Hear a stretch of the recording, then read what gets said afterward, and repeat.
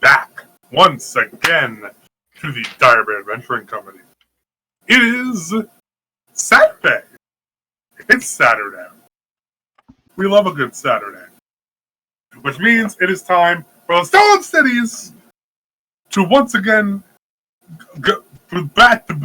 press onward, unimpeded by life or just the world being a terrible place sometimes. My name is Alex, and I will be your dungeon master for this evening, and I am joined, as always, by my wonderful players and compatriots. We are joined by Vanillin,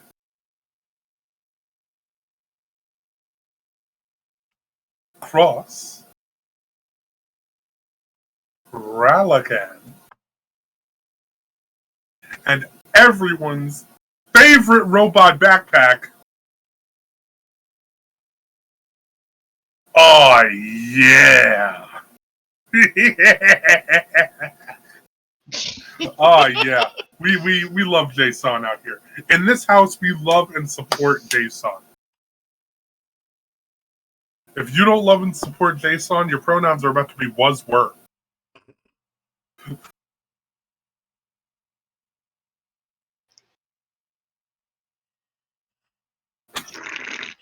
You okay there, Matty?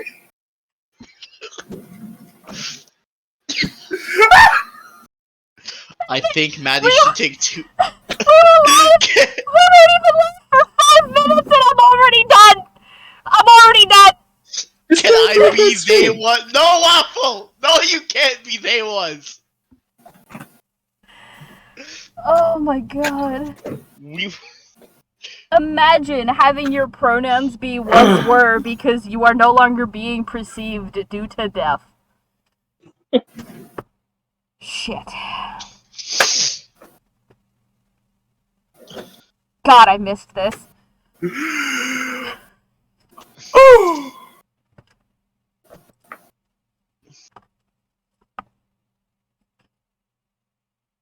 When last we left our adventurers, their attempts to take the road less traveled led them to the strange warehouse outpost of Fortune.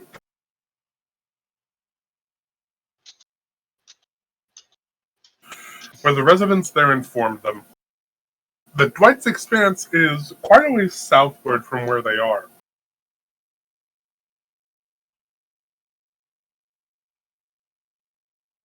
But that there is a path leading directly southward towards them.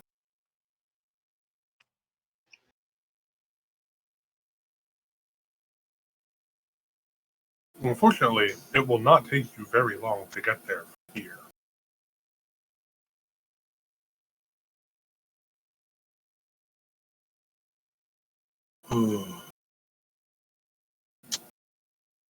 I believe you guys were just leaving as we did the thing. Yeah. Cool. Wonderful.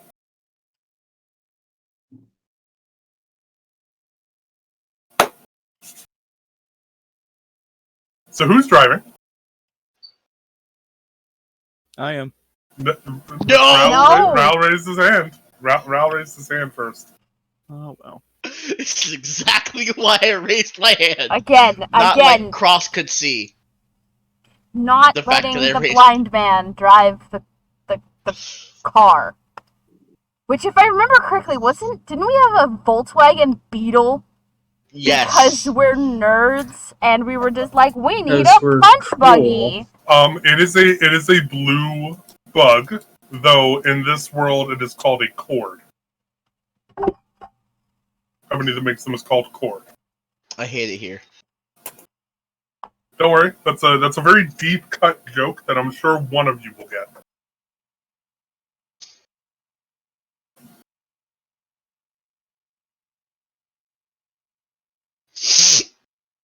Alright. In any case. Oh yeah, I forgot. I don't have chat open. Hello chat, you're open now. Mwahaha. Where's my waffle? I need my waffle. In any case. Ral, you get behind the wheel of our little beetle.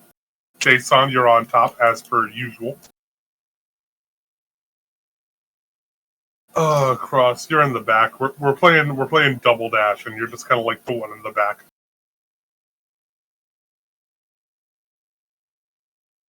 Which puts Venolin in shotgun. That puts Venolin in shotgun. Not unlike when you stole the Baron's one. I mean, So, Ral, Yup. I'm gonna need a survival check. Not a wonderful start because you just got luck. I got luck? Yes. Beautiful. You. Poggers. Can I get a mulligan? What'd you roll? I don't want to talk about it. That's nice. Ral, I'm gonna need you to roll a d20.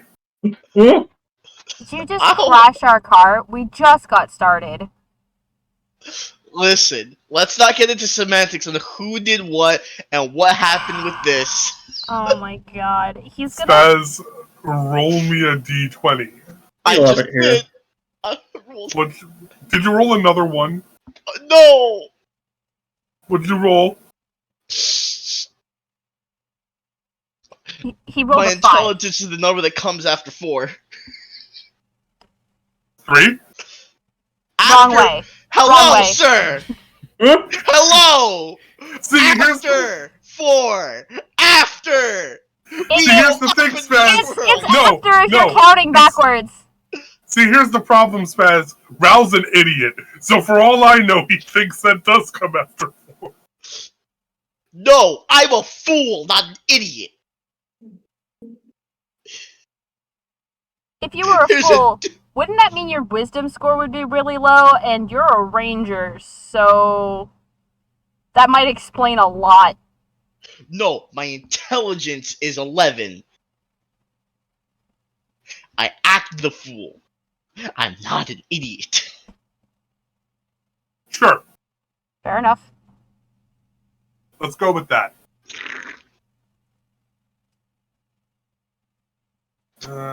Game of time. Stolen cities. I gotta pull everybody's characters up. Average intelligence, maximum fish. And I didn't actually roll a 1. I rolled a 2. Beautiful. In Either any way, case, this man is about to stall the car.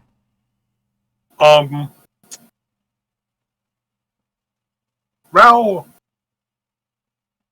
you managed to get the car started. Uh-huh. However,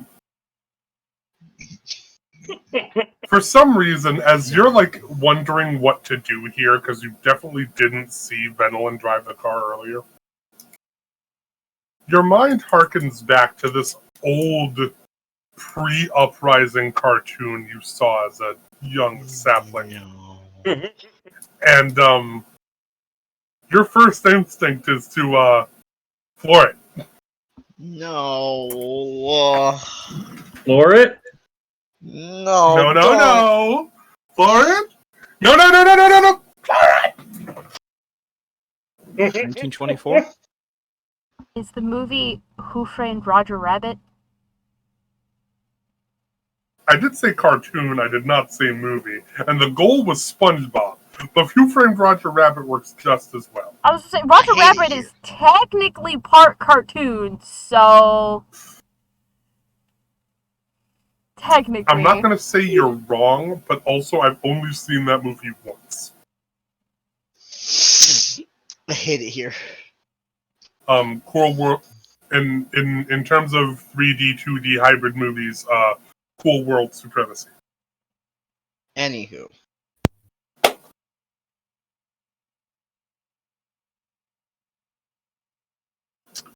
Y'all are suddenly bolting down this road.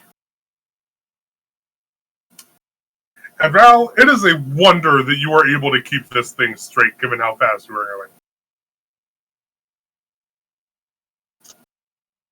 Do me a favor and give me a dexterity saving throw. Alright. Nat Like, 20. Are you sure you have this I'ma under need control? What's the worst that could happen? Why would you say that? 17. Oh, thank God.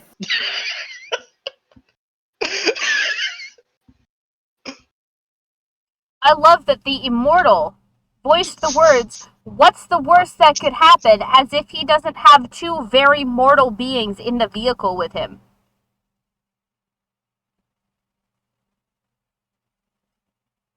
In Details, any who needs case. them?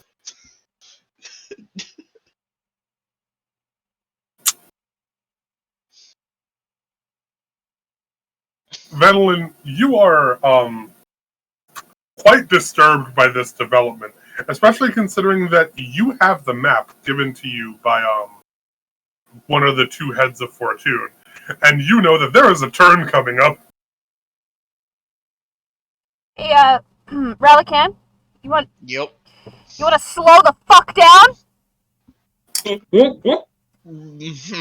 Right. Slow down. Oh my god, it's the pedal underneath your...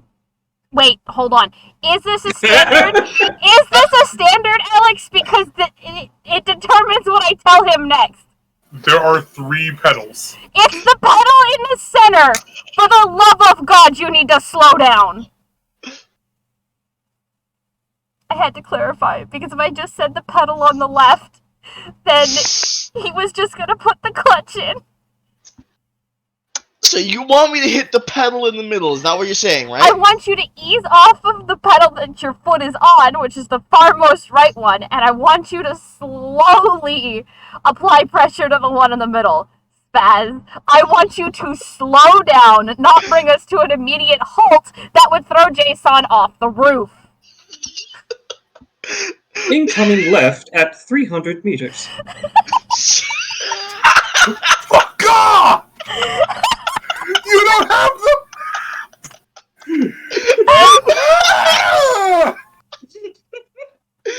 I think after that, the party takes 2d8 psychic damage.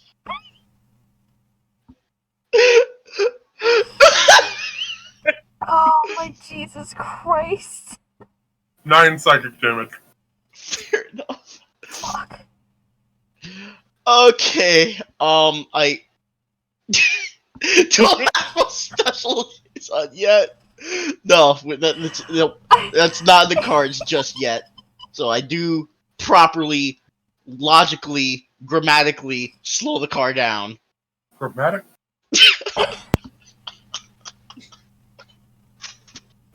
If it hasn't been, like, properly stated yet, I do have my seatbelt on back there.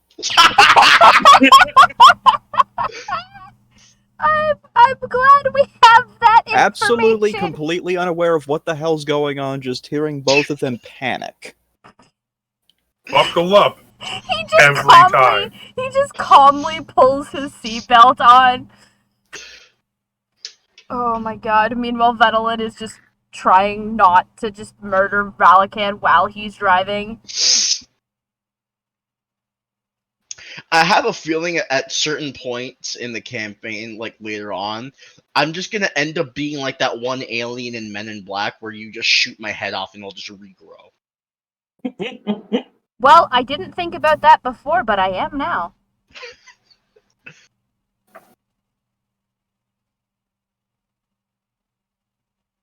Anyway, does he get this vehicle slowed down before we hit the turn? Yes. Yes, you do. Wonderful. And, Thank God. Ral, give me a sleight of hand check. Oh, son of a... Oh, don't worry. This is not a check for your ability to turn. This 14. is... What's up? 14. Good. This was just a sauce check. So you managed to bring the car to a full and complete stop before, doing your thing. Oh, making sure if I didn't drift or not. Yeah. Making sure I don't need to play Fast and Furious music for this turn. I don't know if we can afford the licensing for Tokyo Drift music. No. It's fine. I'll make it from scratch. You manage to bring the car to a full and complete stop. Light turns red. You watch a couple of vampire thrall run across the other way as their light turns green. Their light turns red. Your light turns green. And you make a right turn. Really? No right turn on red? Bro. Are we in Quebec? Okay. So, one, you're in Manhattan, Spaz. Touche. No, Alex, we're in Nassau County now. You can actually make a right on red. Yeah, but, like, they don't know that. Fair enough.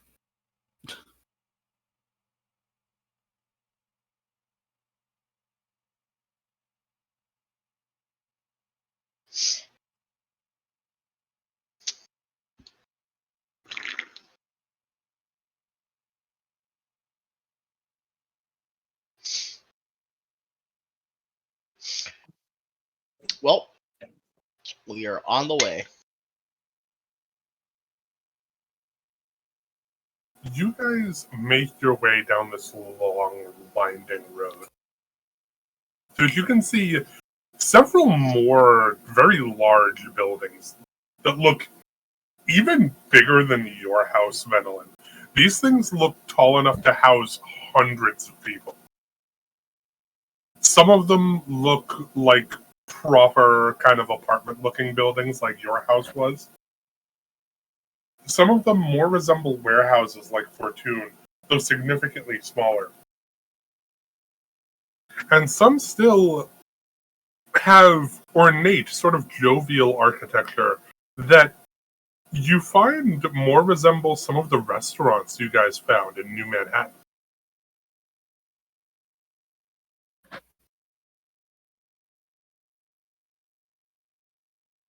However, heading down about another mile or so, you immediately come face to face with a sprawling expanse of green, capped with these beautiful trees that look like they've been growing for hundreds of years over what look like the remains of a series of buildings that once stood in their stead. This place looks like a place reclaimed by nature over the shadow of a great calamity. As ruined old roads seem to be just barely visible beneath the shadow of undergrowth.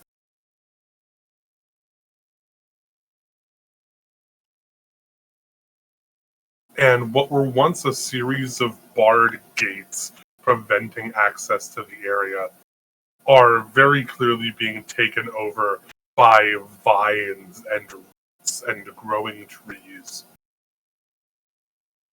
to allow you permission to enter what you are almost positive is Dwight's Expanse.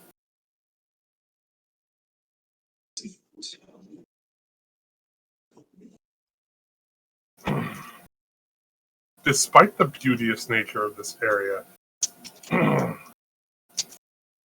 your warnings both from the survivors of Fortune and from V7 echo through your minds that this place has been used for decades as a stronghold for vampires.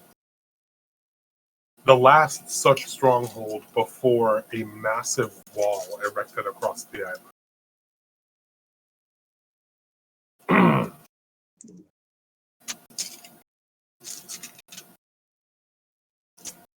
You guys find the first sort of main entrance, and it does alert you that there are other entrances further down. Do you want to take this one? Or do you want to head for another one? I mean, this one works as well as any. So the lady says, on we go. I do not see any issues with this path. I don't see anything wrong with this either. You don't see anything at all.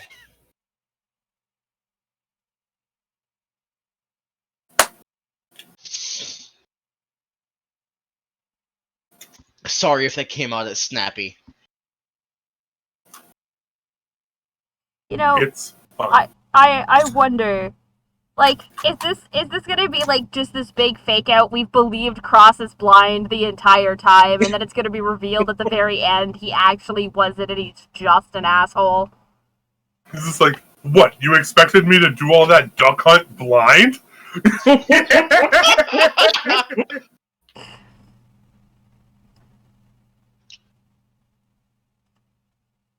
Oh man. You guys bring the beetle through the first gate.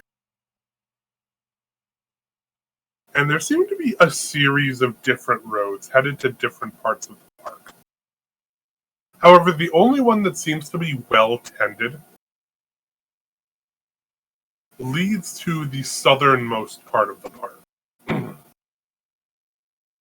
Down said road, you can very clearly see a single building. It seems to be the only one not at least partially overtaken by the natural overgrowth that seems to permeate every other building in this place. However, you can also see several other vehicles parked in what looks like a lot just outside the building as well.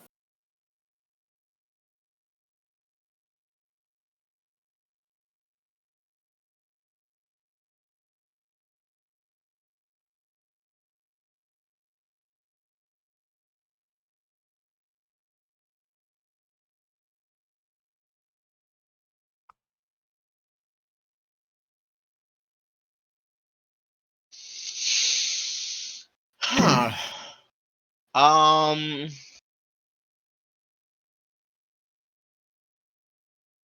Yeah, I got nothing. Ralph, you want to make me a perception check? Sure. Let me go do that. Uh, perception check. You said right? Yep. Dirty 20.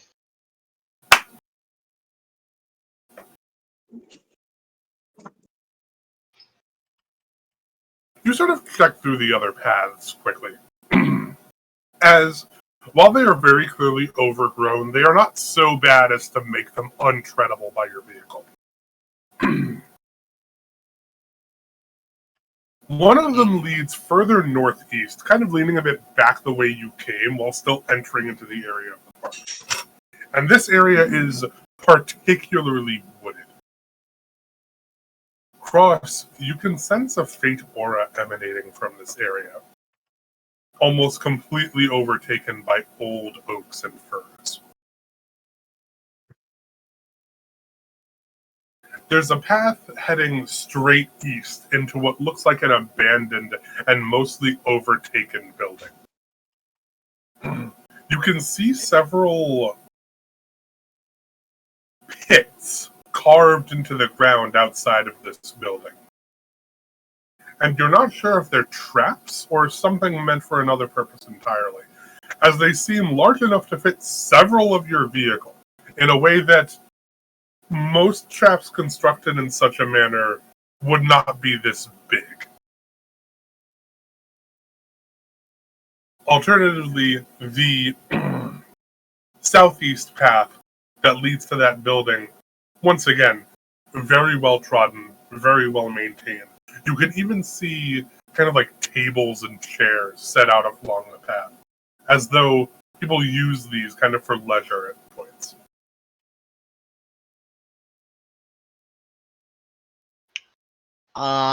So what are we thinking?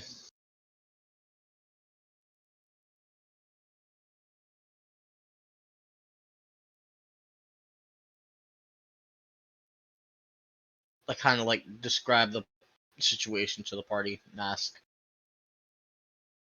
Hmm.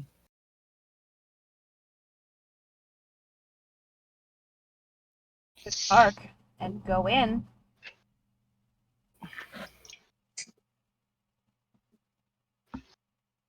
I mean, do you think we still have the time for that? Who knows what Allison's up to? I mean, we're technically where we need to be. At the This very is- least, we could find other people around here who may know where he is. Touche. Yeah, we would need to gather information. Touche indeed. And by we mean you. What? Well, you're the vampire. Do you really think they're going to talk to us?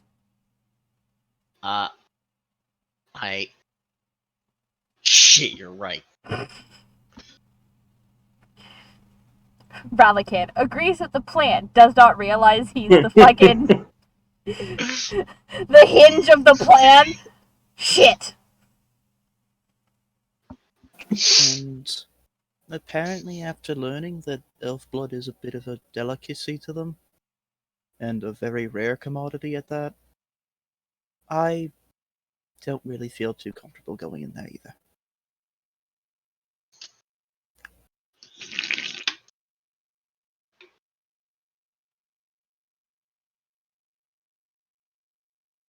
Unless if we knew he actually was in there.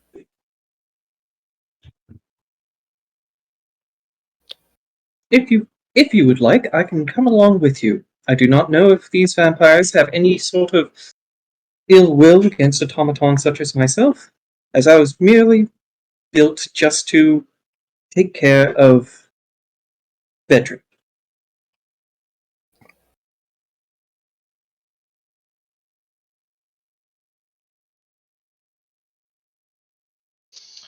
We can wait in the car, and then if something goes wrong, just send up a signal, and we'll come in and help. Yeah, just a bit of reconnaissance work. Y'all seem eerily eager to get me out of here, but then again, I'm just paranoid going in alone again. Oh well, let's go. But You're Jason not just going said he alone, would go with Jason. you. Hello? You get the giant kill bot that specializes in killing vampires to go with you. I'm sorry, it's like a fish going through the head, just like the whole school of words just doing. I see how it is.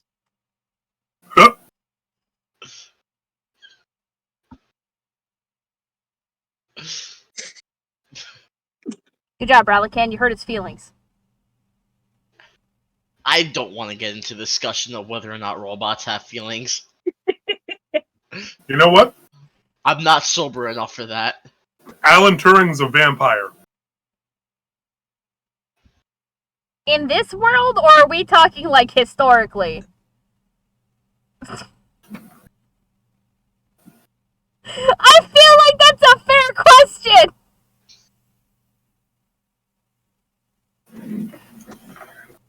Okay, so I have a running joke that, like, a certain historical figure exists in some capacity in every campaign I'm in. In Game of Time, it's Neil Diamond. How have we not run into Neil Diamond in a game of time? What?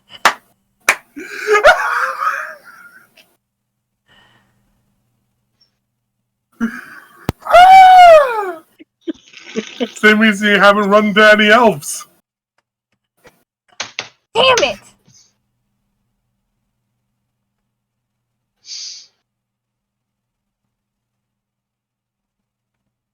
Oh man, I love it here.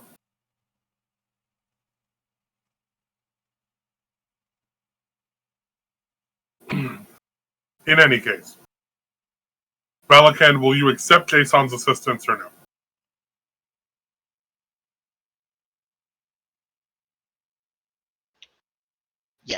Yes, I do. Oh, thank God. Wonderful. You guys make your way down the right pathway, heading southeast, until you reach that plot.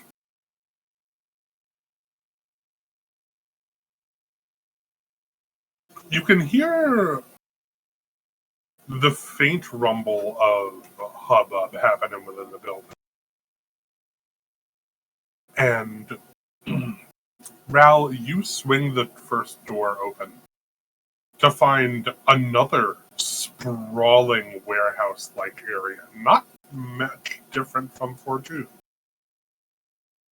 The floors seem to be, unlike Fortune's tiled floors, a very well-polished wood heading through most of the area, with these strange colored engravings along most of it that really don't make any sense to you. They're not any real language aside from the occasional number in the place.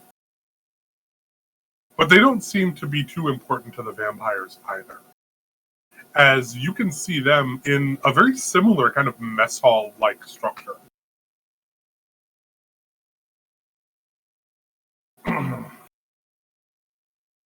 There seems to be a rear area that's kind of walled off, but you can definitely see that nearly every person in this place is a vampire. Most of what they are eating / drinking is some flavor of blood / person that was recently alive. Tasty. I'm sharing very conflicting feelings on this. On one hand, gross. On the other hand, delicious. Nom nom. Nom nom. Shoutouts to Nanawe. King Shark is a shark. Yes, he is. Humans are nom nom.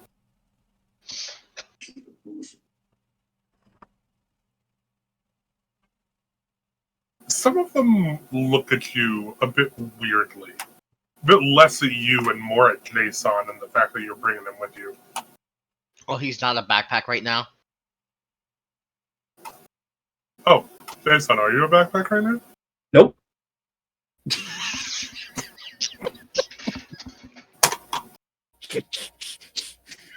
I didn't think you were. Nope. But apparently Stas thought you were. No, And that right? was his third mistake. After playing a Simic hybrid and being born.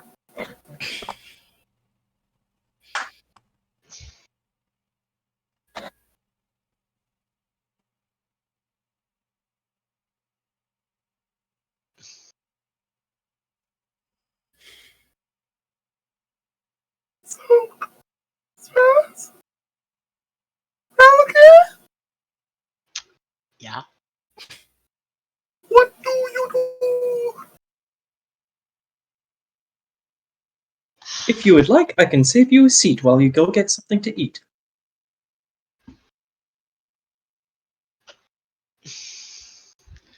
I kind of just look at the vampires just like, what? You don't bring your personal robot friend with you everywhere? You guys are nerds. Roll me an intimidation check.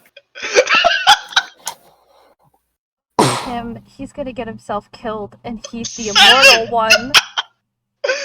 No, this is good. This is good. I'm not trying to be intimidating. I'm trying to be stupid. Okay. Well, some of them kind of like scoff or smirk, having been slightly amused by your joke, Perfect. and return to their meals, while others kind of like shrug and they're like, "It's a robot." Yes. There's a few who continue to eye you, but significantly fewer than the amount of eyes that were on you before. Oh my god.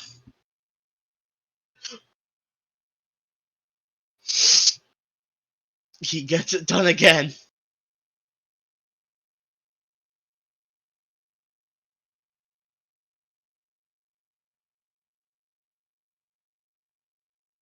Oh So, boy. what are we doing? So, I'm You gonna probably tell. find a tape. Yeah, I'm gonna tell Jason. Try to leave the talking to me, as strange as that sounds. And Jason, stay silent. I'm gonna try to look for a table to get some vampire nom noms. Jason does 2 green flashes, and he nods his head. Lead the way. That's almost weirder than just saying yes.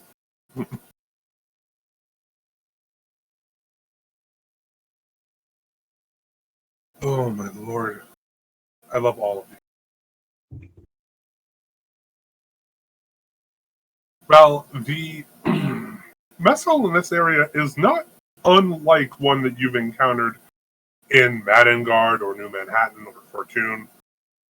However, most of the offerings are some flavor of blood. Hmm.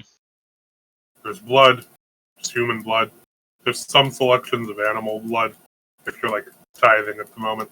Do they have blood sausage? Yes, I will take one. Good choice. would you like some breakfast to go with it? Like proper food. Just a sausage will be fine. You get a single blood sausage and a small vial of blood.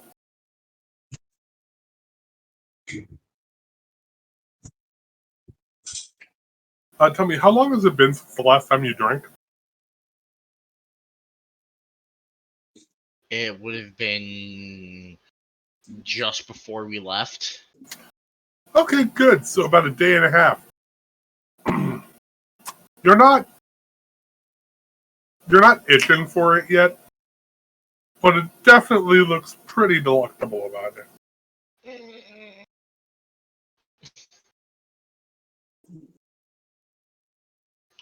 Um, I'm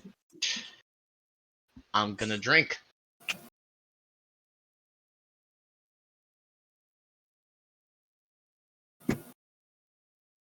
Dehydrate.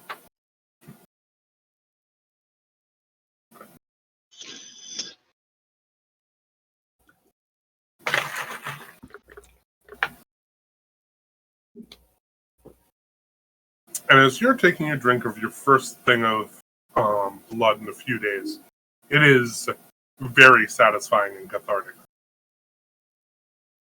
And is a perfect palate cleanser to start digging into this blood sauce. Nom nom. You head to join Jason at the table he's picked out for you. When you see that, it seems as though a woman has joined him at the table. It is more than big enough for all of you. Concern. Jason's getting hit on? Concern. Jason, this woman just seems to be kind of looking at you with a general air of just awe and wonder at what the hell you are. I sit down and repeat. You've never seen a robot before? Jason would say hello, but he's on mute, so he'll just give it a little wave. I kind of just give Jason a small signal. It's like, yeah, you can talk, but try to keep it brief. Understood.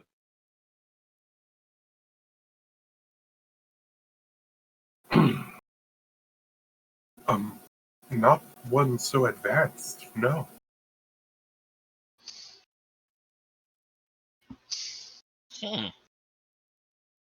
Sorry, I'm Lori. I've been around here for a while. Wow.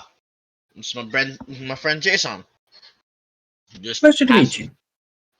Just passing on through. What brings you to the Expanse? Just sanctuary or something else? Fish. She kind of giggles at that. Well, we do have a lake, sort of on the other side of the park. I suppose you'd go fishing there. Neat. What else you got going on around here? Not too much.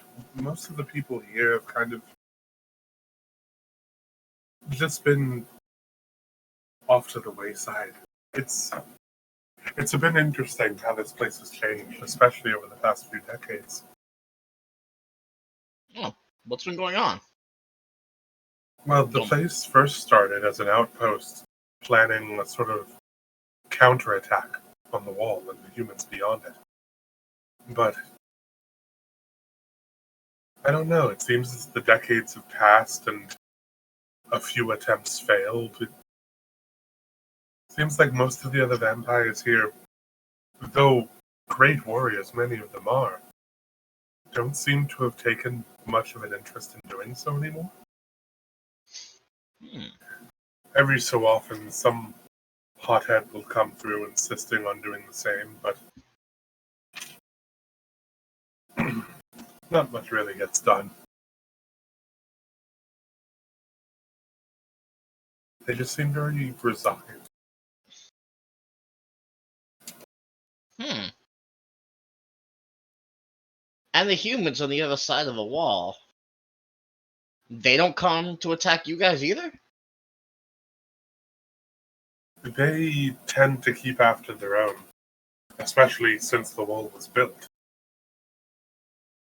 The wall was their attempt at codifying their land. They had several outposts over several decades, but this wall that went up about 30, 40 years ago was them staking their claim that anything beyond it was their territory.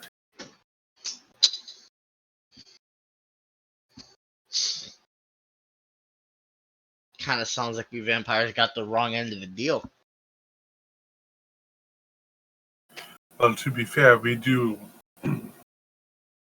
as a species, run quite a chunk of the area. Fair enough.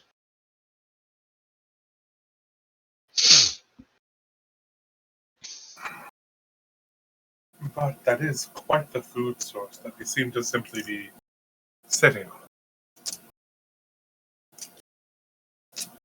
And the lack of willingness by the better warriors to organize formally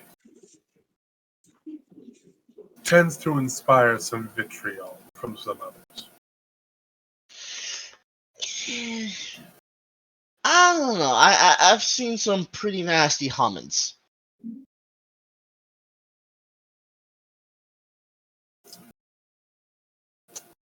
If you mean humans. It's a joke, Relic. It's a joke, Jason. Mispronunciation on purpose.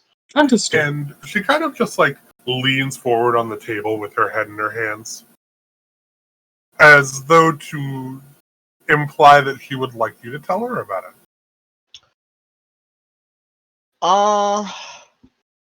I'll be perfectly honest. I don't know too much about Jason. I try not to ask. Most about a lot of people, per Not se. about him, about your experience with the Humans. Oh, the Humans. Oh, my bad. I didn't realize. So I'm not a natural, exactly made creature in general to begin with. Let alone being a vampire, I'm not exactly normal in the slightest. I'm what you would call a simic hybrid, or as some people have called me, a processed fish person. It's what you were made? Yep. Not unlike us vampires, though, prior to being a vampire. Yep. Just extra steps involved, I would say. So, interacting with people to begin with was kind of awkward, especially when you're waking up and you're all slimy. Very much making a motion that is a joke. Um, and Rao will just regale her tales of the party, leaving out very important details of party class, how many, what we got involved with, and just general what I did in the underworld. I would call it, I guess, maybe. What are we calling old Maddengard in its entirety?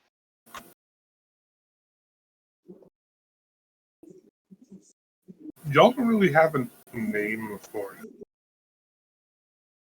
It's this kind of that place that sucks and has almost nothing in it. Understandable. Have a nice day. No. The world is a barren wasteland where vampires have taken over. Nobody has a nice day. I'm a fish. I have a nice day all the time. Get fucked. Well, all it took was one bad day, and now you're a fucking vampire, so I don't want to hear it.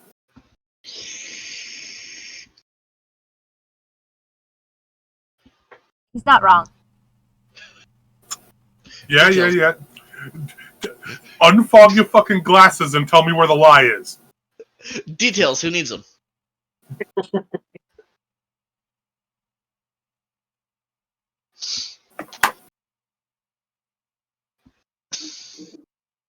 In any case, those seem interesting, man. Slightly dangerous.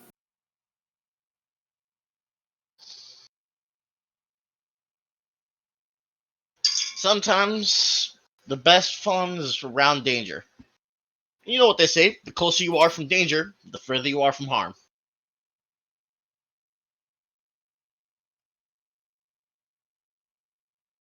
Don't actually follow that. That's a very stupid saying.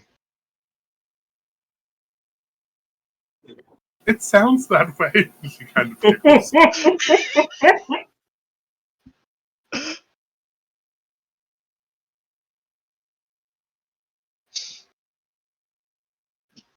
The halfling I knew that said that really ended up on the short end of the stick.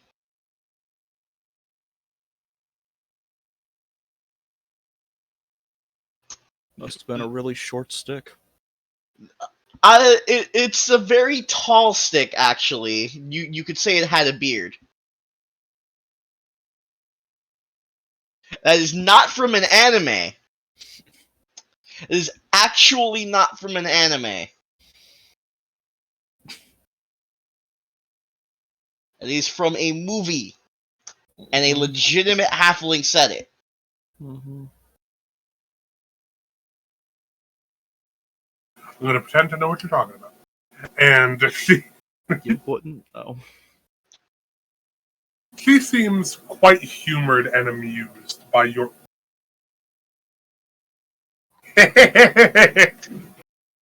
She seems quite amused by your regaling her with tales of the party's exploits. Roll me a charisma check.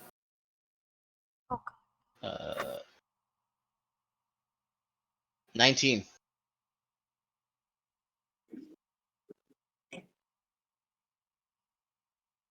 No, Waffle, it is not an animated movie.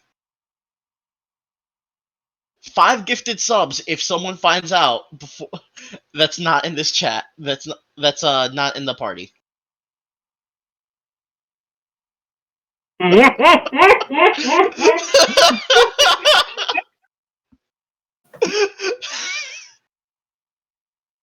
going to pretend that my jaw didn't drop. But Rao, after quite a bit, it's really starting to sound a whole lot like this woman and y'all are getting along. Mm-hmm. Wonderful. I'm trying to like steer the conversation now towards just like what's actually like the current events. Let's say that current events. Jason, activate wingman mode. No, don't activate wingman mode. Do it. Jason calls upon V5 and creates wings. No! Amazing. And I know what Lori is quite astounded by the development. God. As Wingman mode activated. May What's up? I imagine what happened Jason activates wingman mode. The wings snap up like Buzz Lightyear, and I get smacked to the side like Thor smacking Hulk in Avengers. Boom! You mean And then you mean Hulk smacking Thor? I did say that. No, you said Thor smacking Hulk. I did. Yes, Yes, you had it did. backwards. Oh. But make me a dexterity saving throw, Ralph. Not to get Buzz Lightyear. 26. Oh yeah, you don't get Buzz Lightyear.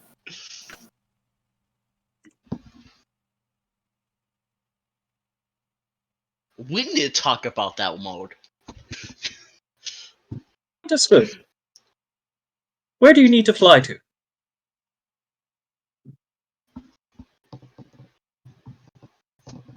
Cancel wingman mode, please. Understood. I look up at Lori. This place wouldn't happen to have any coffee, would it? It's mostly blood.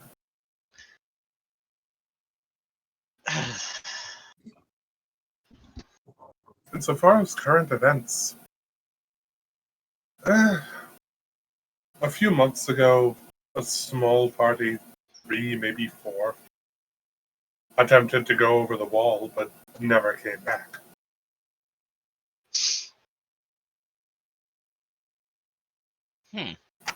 No big names were thrown around, nothing like that.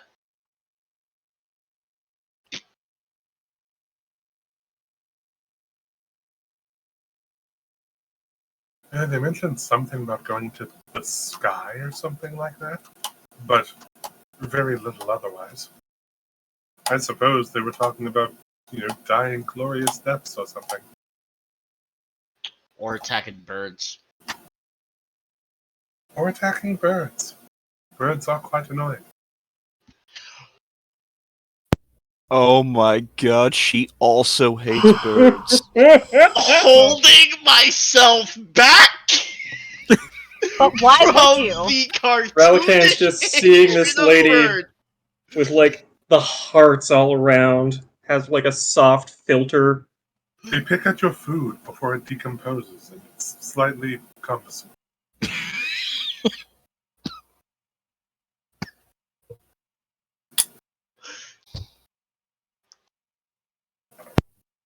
Cross is dead.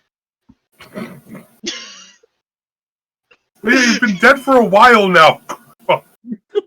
Oh no, Cross. Oh no! No! No!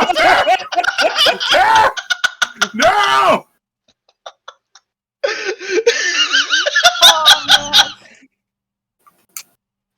Oh Gotta pour one out for my homie. man. Somehow both Venelin and Cross are just dying in the vehicle and they don't understand why. Or the air conditioner's on and they're listening to their favorite music. No, I'd like to think that this is a new advanced version of the Beetle that sort of has like a TV screen similar to a Tesla. And they're just watching everything from Jason's viewpoint with 4K ray tracing. I don't know if I want to watch a vampire lady flirting with Ralakan in 4K. You know what, Spaz? The year is 3756, and even Jason can't get a 3080. So I don't want to.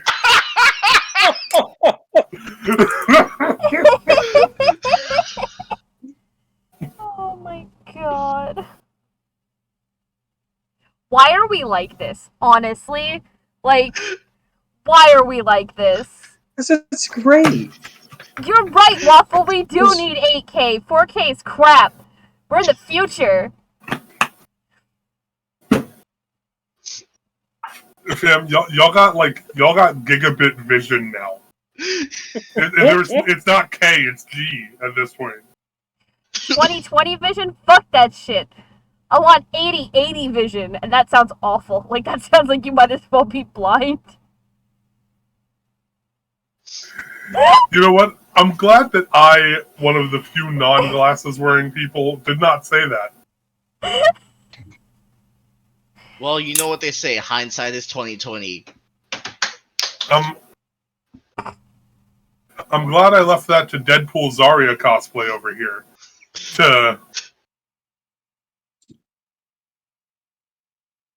Look, I didn't feel like actually really getting dressed today, so I put on my Deadpool onesie, okay? I don't want to fucking hear it. No, you know what? Zarya would have liked Winter Soldier too anyway.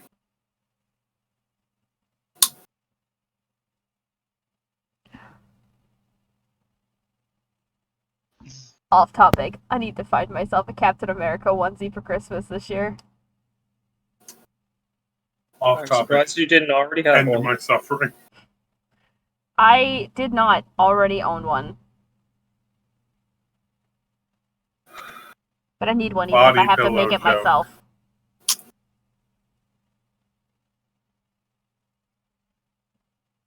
Well, now we know what to get you for Christmas. Anyway, Now, the moving question on. is which suit? Anyway, moving on. Indeed. Moving on. Moving In on. any case. Yes, indeed. All right. That was about a month, 2 months ago. Okay.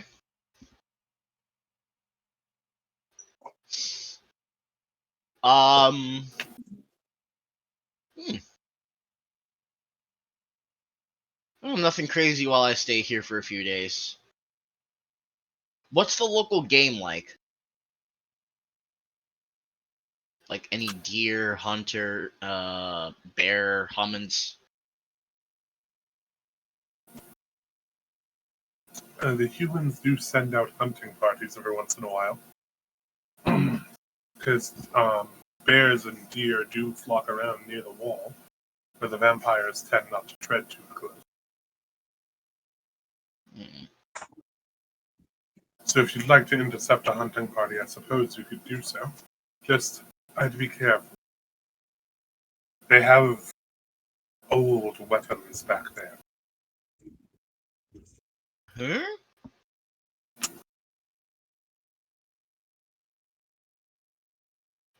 Explain.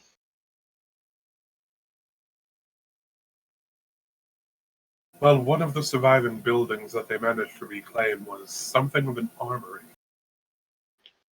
containing some very efficient weapons from before the uprising.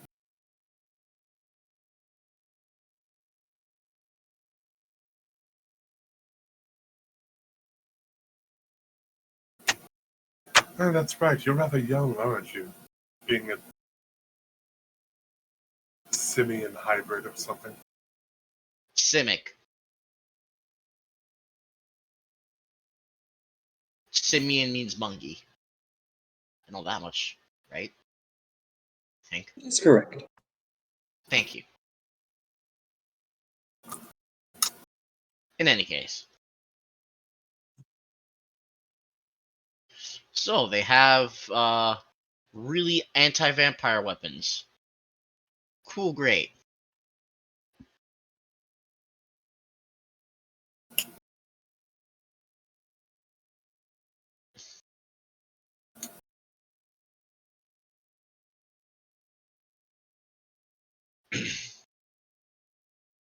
Was there anything else you needed to know?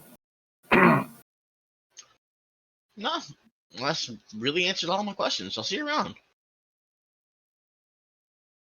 Mhm. And she gives you a kiss on the cheek before leaving.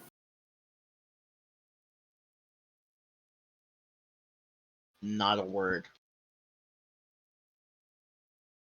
Two flashes of green lights.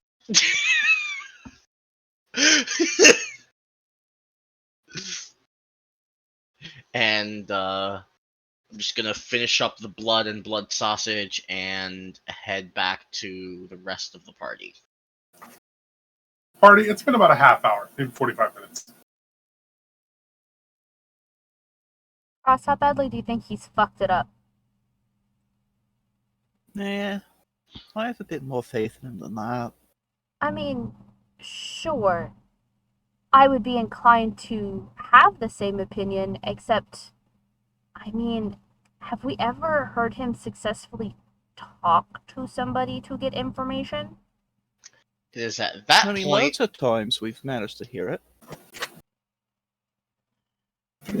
I mean, yeah, he can be a bit rough around the edges when he's talking to people, but I'm sure Jason can get the job done. I'm zero faith in Ral. I mean, to be fair, I am the one with all of the persuasion stats, so I was the one who wound up doing all of the talking. We're just gonna forget the time I And snuck you- us into the Coliseum.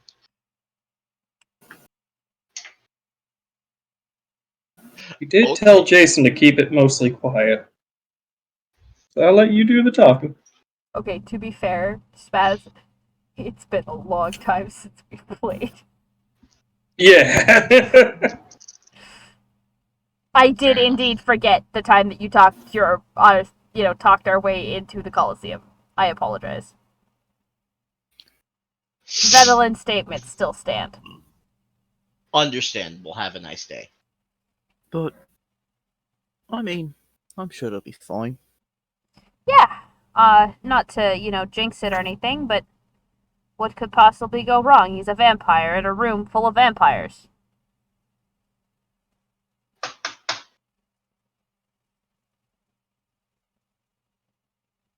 And as at that point, that Ralakan walks back out. So before you say anything, Hey, she's gonna lean over to Cross and just, I really wish you could see this. He has bright red lipstick on his cheek. I what? Huh? More green flashes are coming from Jason's light. He has the Cross. He has a lipstick stain on his cheek. How awful. We sent him in to get information and he starts making lady friends? Apparently, there's a vampire in there that wants the fish stick.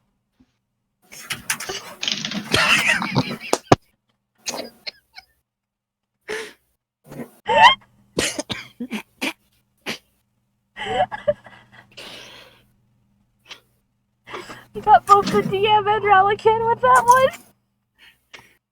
13. 13 psychic damage. I'll be back in 2 minutes because I actually have to do something. Give me 1 moment. Good Fuck night, off. everybody.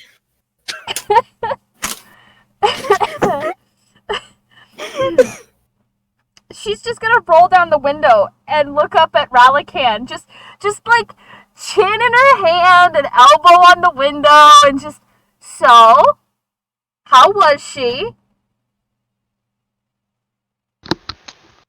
How did you know it wasn't she? Well, unless there are men in there wearing lipstick, you got something on your face.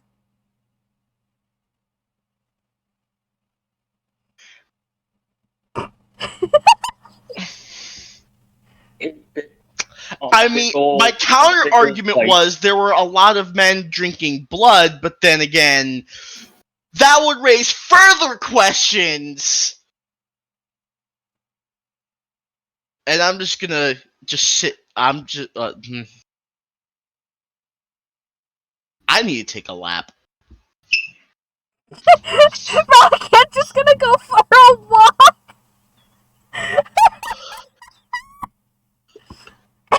Is he actually just gonna No, walk away from I'm the car and go for a walk? No, both me and Rao, we both need to, but that is not the time nor the place to go for a walk. No, I do not need a pun to make me feel better. It's okay. I think he does. I think he needs a pub. Listen. I've already looked at my calendar and I'm worried about it, alright? Its days are numbered.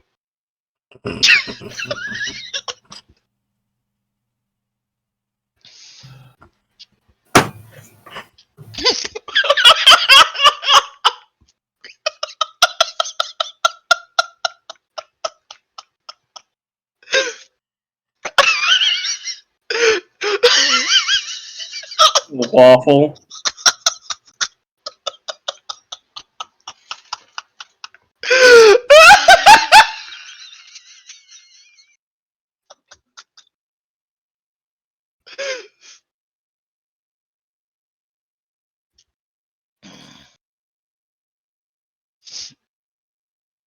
Uh-huh. Ladies and gentlemen, thank you all for coming to join us tonight. Sunday, we are hosting. Ah! I'm so glad that's what you came back on. Fucking love it here. Oh god. Can I ejectocito cuz spaz in real life? Oh god. How do I kick someone from a Zoom call that isn't mine?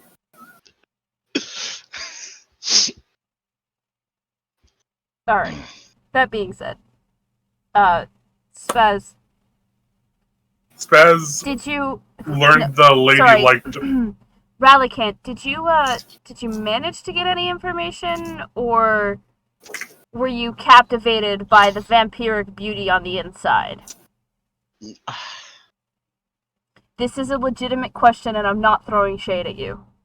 I did actually get information, and then I informed the party on what the hell is happening, got current events, got the local game, wall, Hummins with better weapons. Hummus? Oh, humans. It's funnier when I say Hummins, the vampires laugh. the vampires laugh because they think of hummus.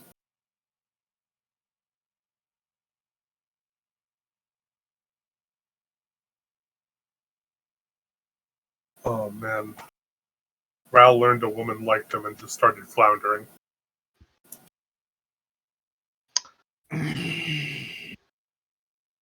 Venelin is gonna reach into her pocket and hold out a dark handkerchief for Ralicant to clean his face. Thank you. Did you get her name? She introduced herself first. Like to point that out. But yes, her name is Lori. Oh, okay. So when we're So it done was love here, at first sight then? did you like her back?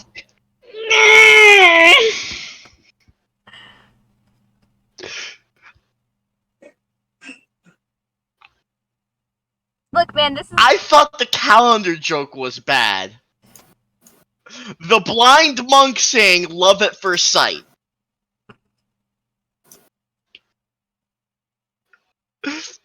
I think we do need to have the talk with Ralika and Waffle. See, Ral, when a mommy hummin and a daddy hummin love each other very much. Nanaue gets involved and I'm born. The end. They do freakish experiments in a lab.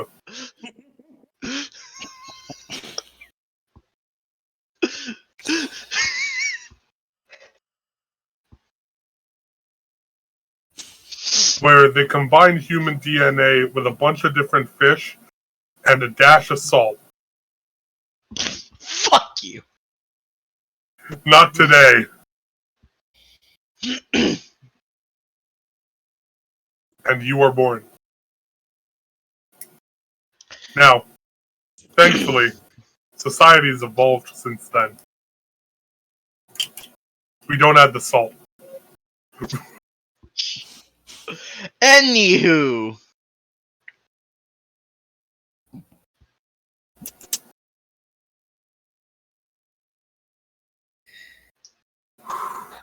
So you guys know that between 4 and 6 weeks ago, another party of vampires came through here and made plans to assault the wall, but have not returned since.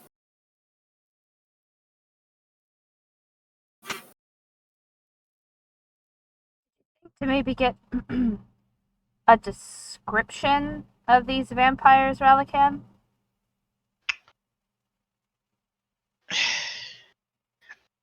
I figured if people like that were gonna be gallivanting around, it would just be better. It would just be better just to get their names because people like them like to throw their names around, try to make themselves seem important. Look at Crowley. I mean, you know what? That's fair. Let's just hope Alzin was not using a fake name. So what were their names? Sorry. Didn't No, say. if Jason's got something to say, please. Well, currently Jason has nothing to say, as Jason is kind of tapping Ralakan on the shoulder, and No. the big circle on his face has like a little speaker with no bars on it. I was like, oh crap! Yeah, sorry, Jason, please, full volume. Oh God! Understood. Like, Jason cast thaumaturgy on himself and is now, like, extremely audible. Just speakers just suddenly expand from his chest. Distinction understood! Suddenly, every window in like a mile radius just shatters. Okay, maybe not full volume.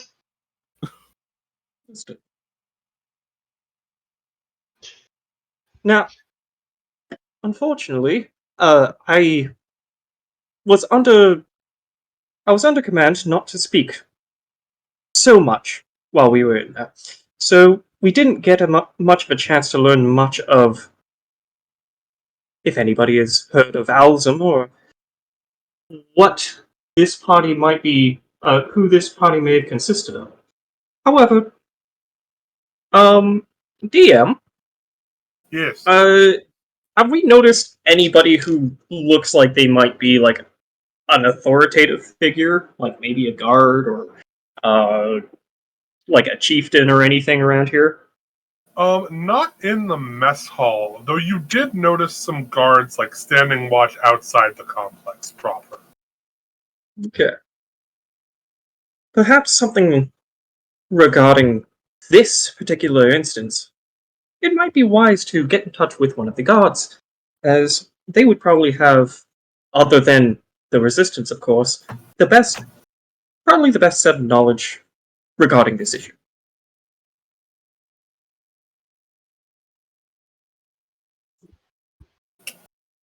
Sounds like a good idea to me.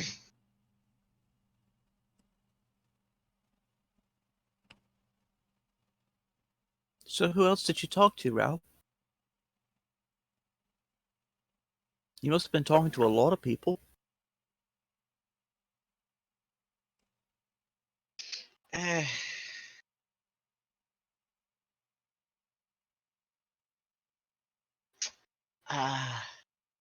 Say it again. I kind of just went through my head. Sorry. So, how many people did you talk to, Ralph? I noticed Lori talking to Jason, and I immediately tried to make sure that nothing crazy was gonna happen. But I think with this one person, Ralakan and Lori talked for 45 minutes.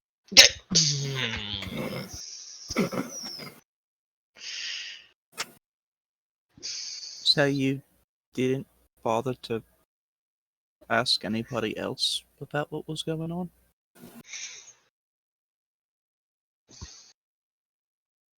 I made the assumption that one person was enough.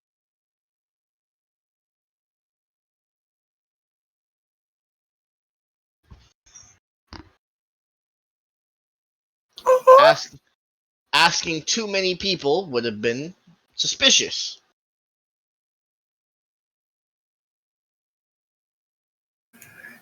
Yeah. Cross hands Vanillin a bag of 10 gold.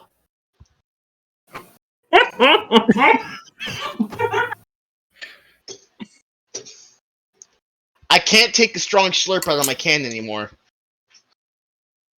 So,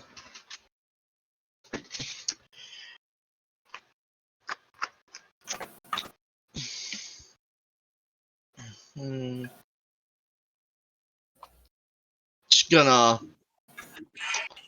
I'm just gonna pull a power move right now and just make everyone hydrate. Oh fuck. Venelin takes said 10 gold and just laughs. That's all she's got.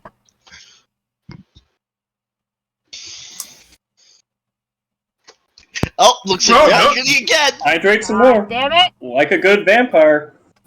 State Farmer's there. Mm-hmm.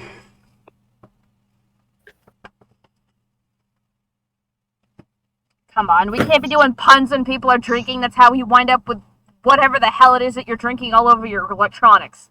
Jake from State Farm is also a vampire. Is that why he's always asking for permission to come into your house? Yes. The true enemy was the insurance companies all along. I knew it. I don't know. He's a fae. It's a fake.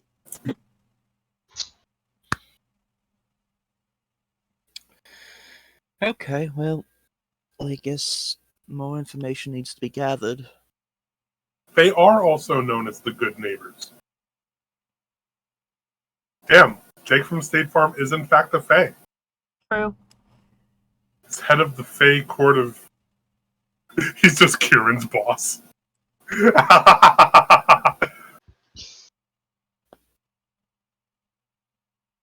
So,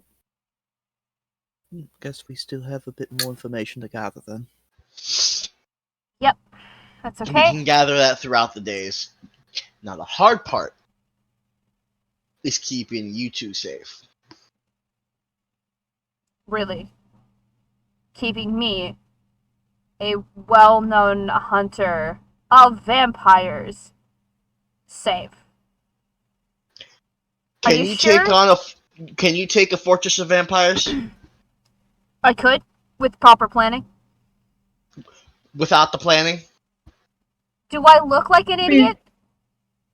If I may interject, it probably would not be advised for you to go hunting vampires. At least, not in this stronghold. Case in point. This is a place of peace. I didn't say I was going to go hunting them. However, I am not defenseless. Not to say that you aren't defenseless, but if too many vampires go missing, people start asking questions, people start pointing fingers, people start dying, and then we have fish fillet for dinner. Are you sure it's going to be fish fillet? Because I feel like it might be elf fillet instead. Because I highly doubt they'd fillet you, dear.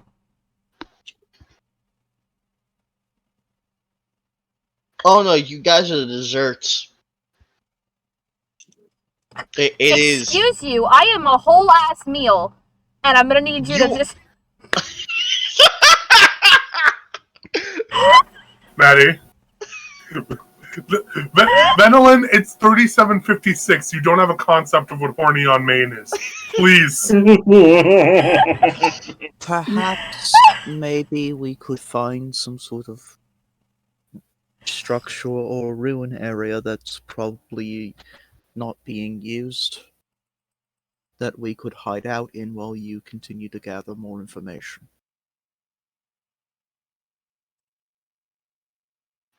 Yeah, I guess.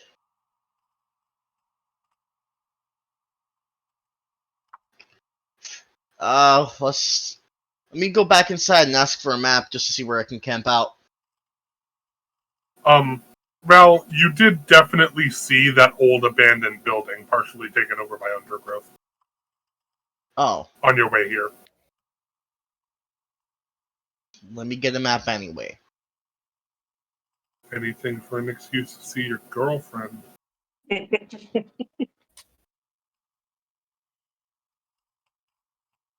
gonna start teasing you like you're a middle schooler. Al has a girlfriend? What a nerd. I hate it here.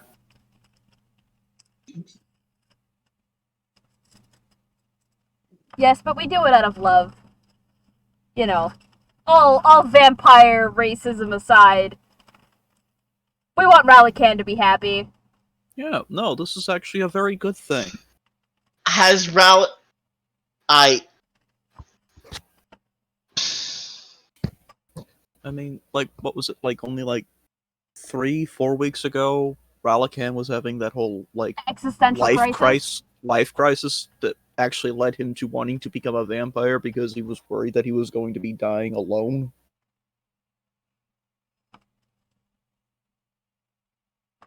Things coming up Relican. And now you've got all the time in the world to explore this new life with Lori.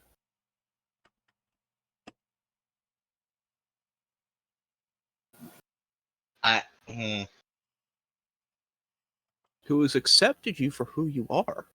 And definitely wants the fish stick. Why? Because you're a Why? civic hybrid, and what else am I supposed to fucking call it, your fish stick? I'm not doing that. Perhaps you should show her your breeding pool.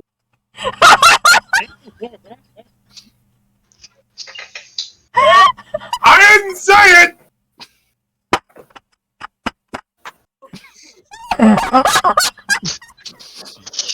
I want it to be known. I didn't say it. I said nothing. I didn't even mention the breeding pool. She's gonna love her. I fucking love it here. At this point, I'm not gonna roll a D8 for psychic damage. Just roll a D100.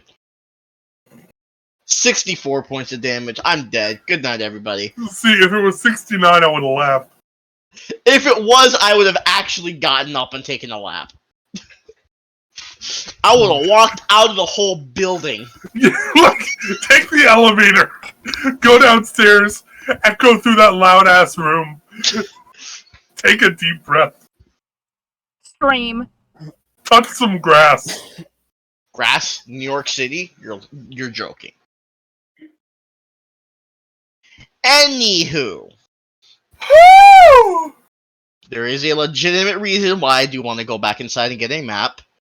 Gives us extra information that I could not get from Lori. Yeah, because out here you're kind of a fish out of water.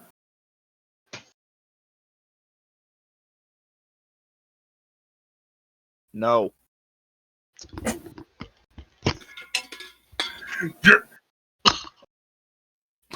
What even is that? Halo Power Brick. It's a battery pack so powerful it can recharge. It can jumpstart a car. I'm actually not even joking. It's one of the features. Well, good. That way, if you floored it, we would have been saved.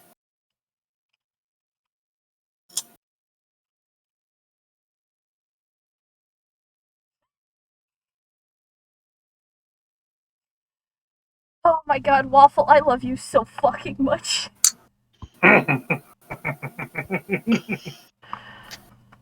Oh my god.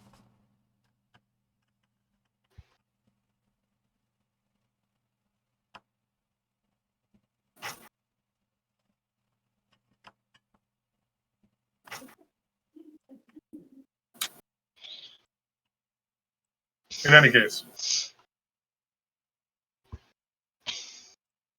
Relican, would you want me to come along with you yet again? I can be your wingman yet again, as you say. No! Anything would. I am. Stood. I will stay back with the others. Please and thank you. Ralph goes back inside, probably looking to get more blood and a map. Because Maddie with the tier 1 sub to waffle. Oh, beautiful. Like, acting like he's not tier 3 sub material. Look.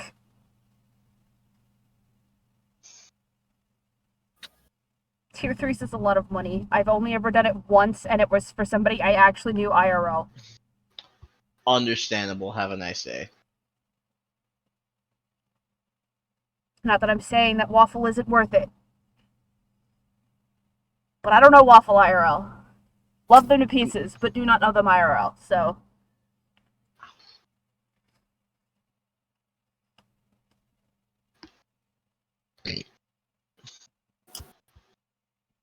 Anyway, continuing. Rallycan's going back inside. Yep. I'm going to look for a map. Map. Anyone have a map? Are you trying to look for a map of like this area? Oh, of like the Expanse. Both, I guess. Whatever. Sure thing, Waffle. Ro- That is a 20.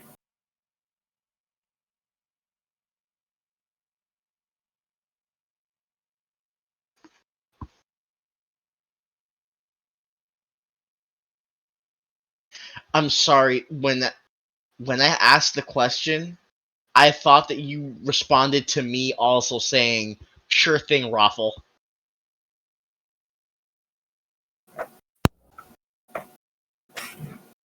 And I got... Rada. Rada.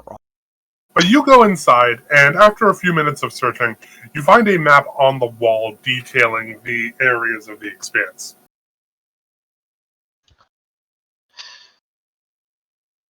Damn. Wish I could take this with me. Not cool if I don't. Yeah, it seems to be kind of like encased in glass so that nobody messes with it.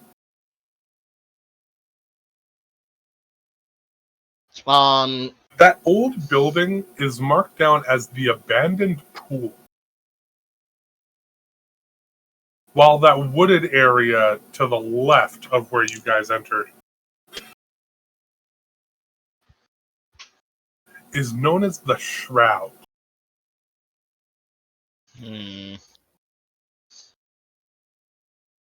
Alright, I'm gonna try to memorize this place, the 2 places, and bring that info back to the party. Anybody else feel like we just stepped into a fucking horror movie?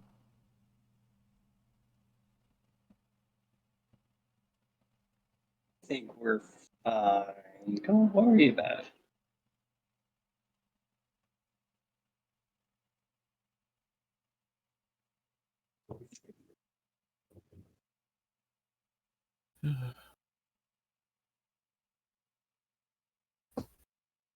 Right.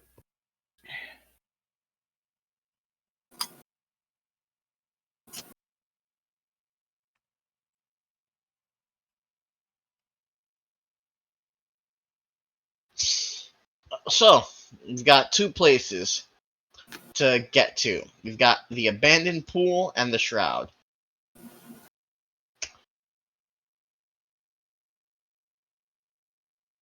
Now, the shroud does seem like a good place to hide something. The abandoned pool is that big building that I saw just around the corner.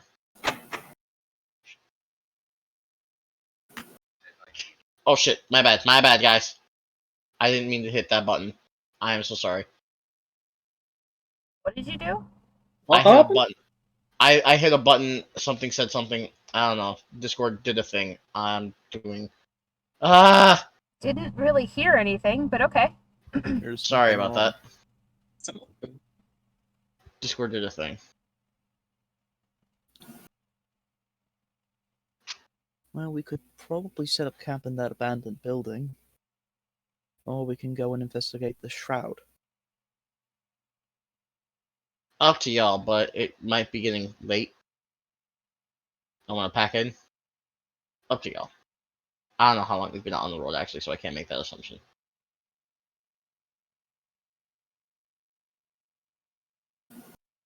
Yeah, Alex, how long have we been on the road? It's about like mid-afternoon right now. Oh, no, so then Okay. we can We can- explore both either the Shroud or the pool. It's up to the party. We should probably find somewhere to park this vehicle first. And then go from there. Probably would look less out of place by the abandoned building.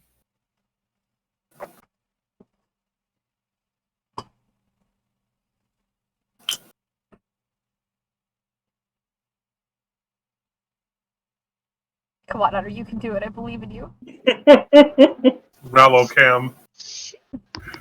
Yo, can we get this? Yo, can we get this on the Rallocam so everybody can see?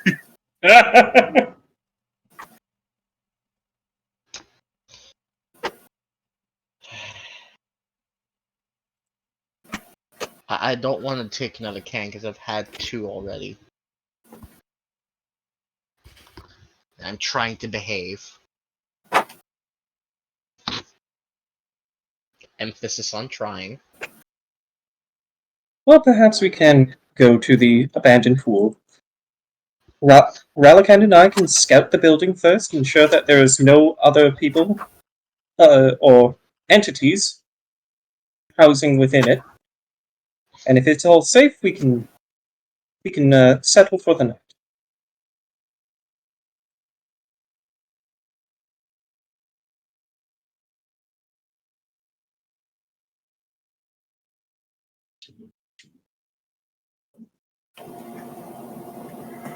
Okay.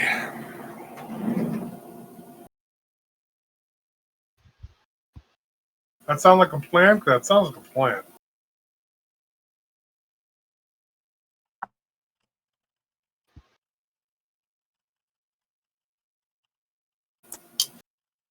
Okay.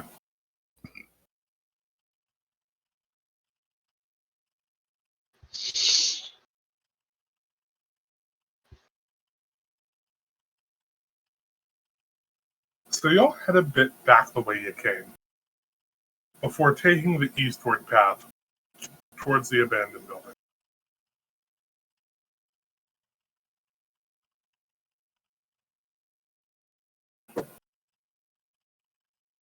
And I will need a perception check from both Ral and Venelin.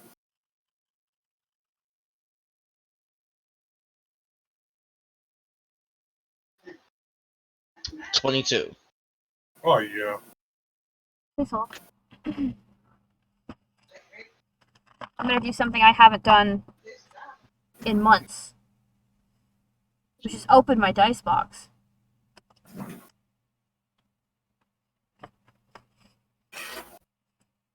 Did you say perception? Mm-hmm.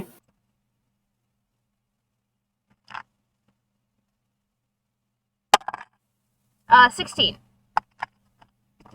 Perfect.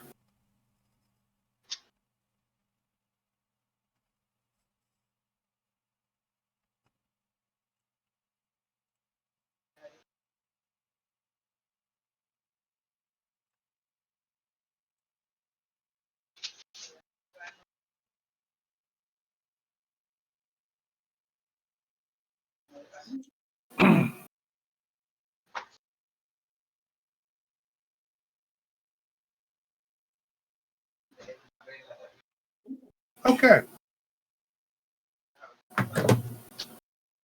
You guys managed to navigate the wooded road heading to the abandoned pools until you guys find yourselves on stone rather than asphalt. And it's at this point that the pits start to become very clear to you guys. Fortunately, your combined sights allow you to ensure that you can avoid the pits,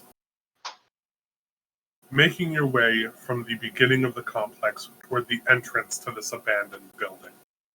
It is covered in shrubbery and overgrowth, with a single rather large tree beginning to grow what looks like inside of it and out curling around the back of the complex.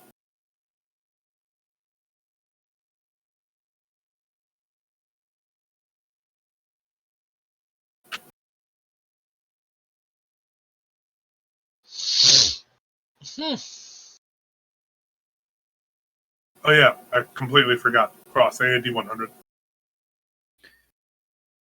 Was kinda hoping you were gonna forget about that. Give me a second.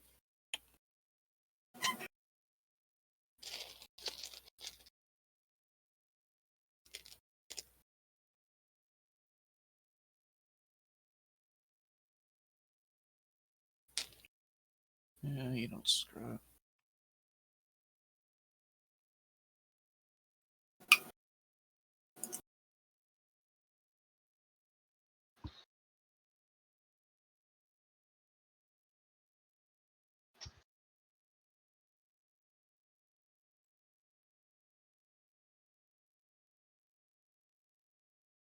$74. Beautiful.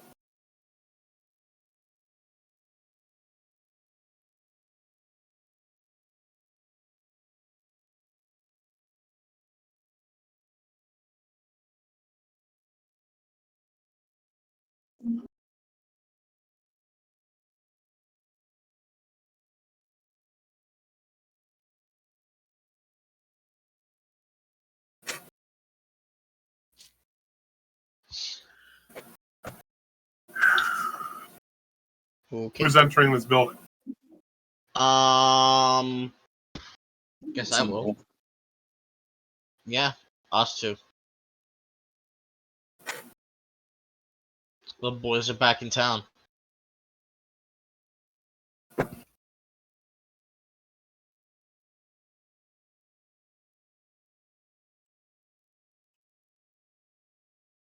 Much like that one mission in Saints Row 4, the boys are in fact back in town.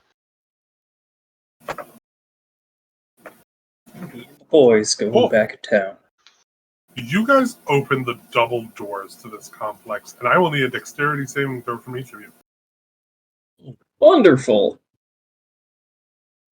Good thing I'm a big old clunky robot. That's a 14. Saving throw, you said, right? Yep. 21. Nice.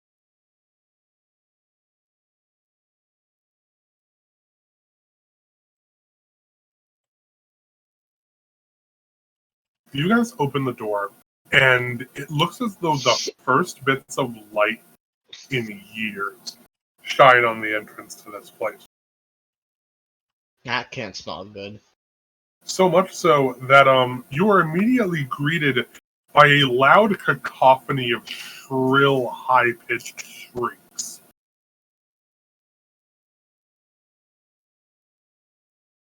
As Ral, you just barely managed to dive out of the way of a swarm of bats.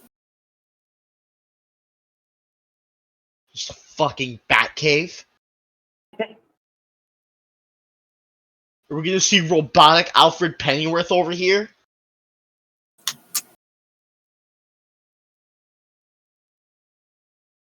What's a pennyworth? About 1 cent. A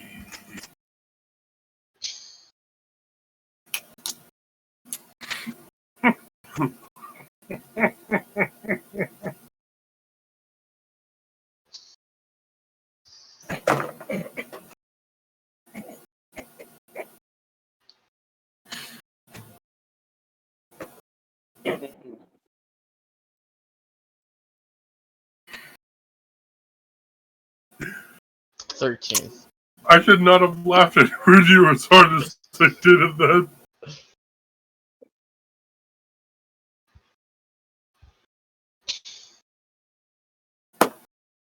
In any case, oh my lord.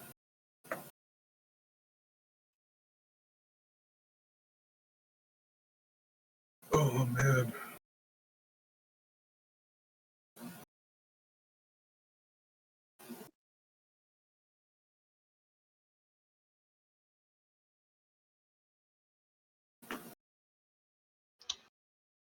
After the bat's cleared, you guys get up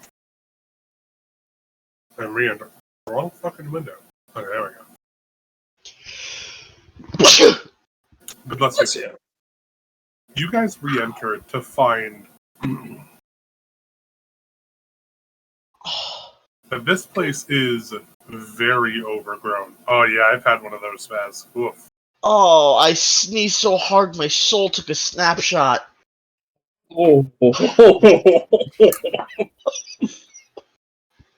I sneezed so hard, my soul took a snapshot. My god.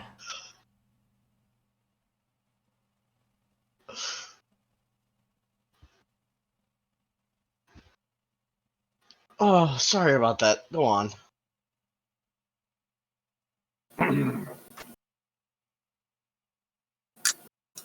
This place actually looks rather pretty without the bats in it. The tile seems mostly untouched, with the exception of, some basic dirt and grime. And there are 3 massive pools in this place. 2 of which seem to just be filled with some old stagnant water.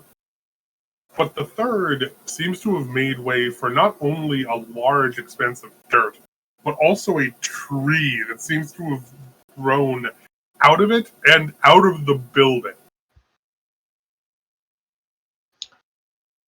I'm gonna be real with you, Chief. Kinda not liking this place. You mean to tell me a swarm of bats, literal freaking flying dogs at this point, flying air puppers,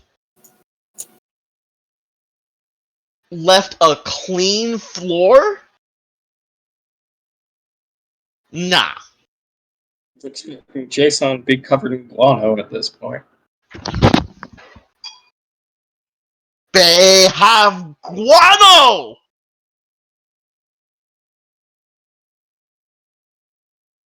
I don't know, maybe they don't want to shit where they eat.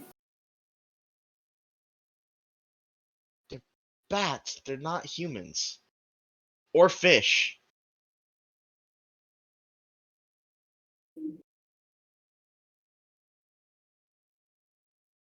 She now have more reason to be worried! I don't think any of us can cast Fireball. That's the dangerous part.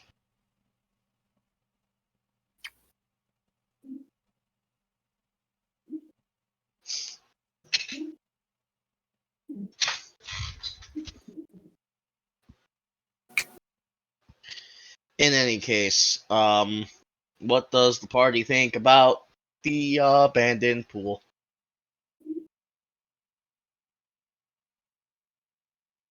Well, considering that it's going to be getting dark soon, we really don't have much of a choice unless we want to camp out here in the middle of the forest.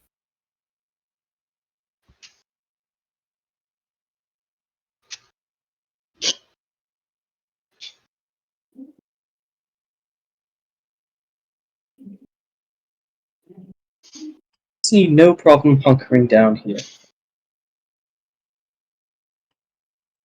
I can ensure that should anything come in with any sort of harmful intent, I will be sure to alert all of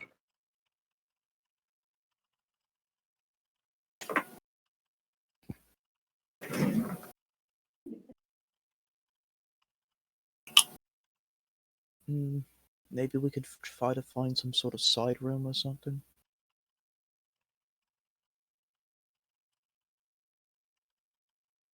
A defensible position, maybe.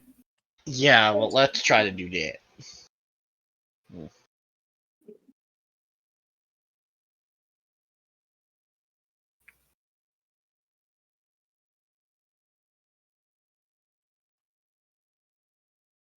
Okay, So so we'll be searching around, and probably along with Gross, to see if there's any other rooms or doors or anything around here.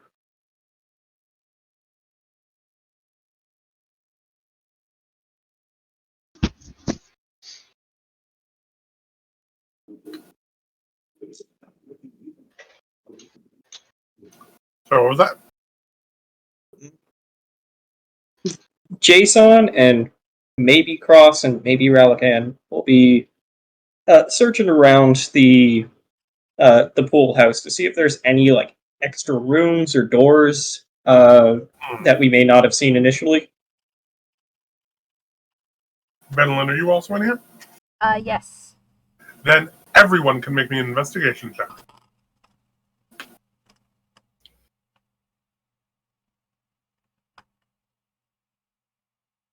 T2. 17. 9. 19.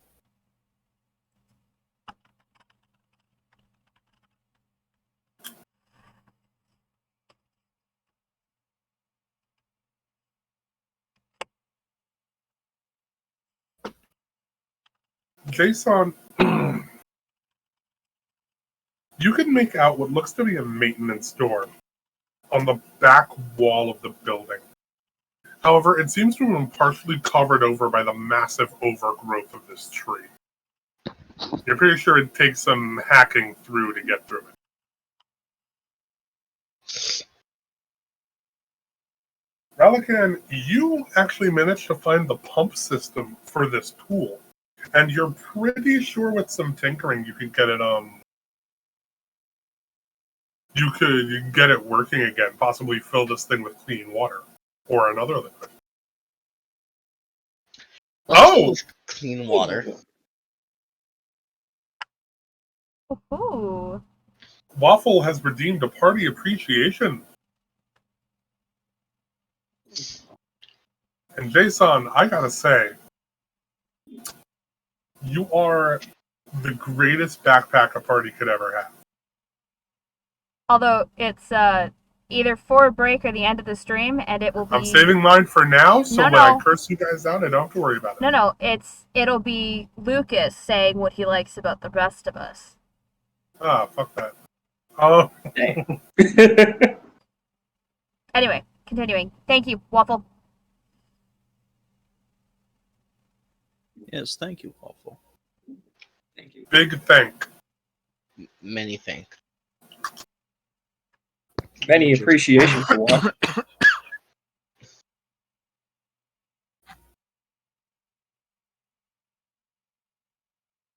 Thank you, oh great and mighty breakfast man.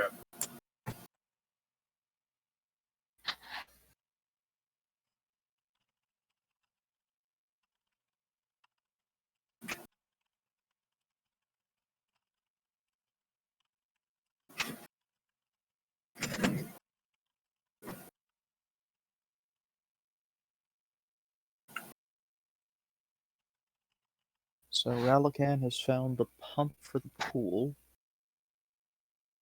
With a bit of tinkering, he could probably get it working again. Yourself a pretty decent breeding pool. No. Cross, your mind is inevitably drawn to the base of that massive tree.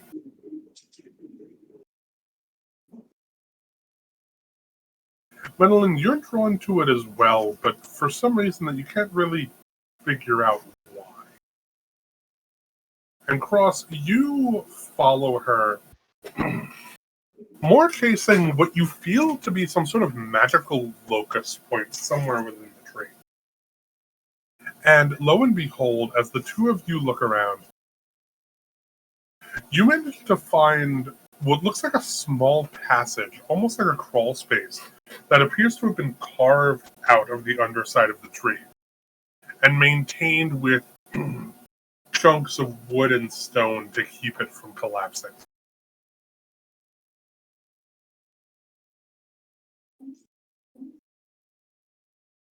Now this is interesting.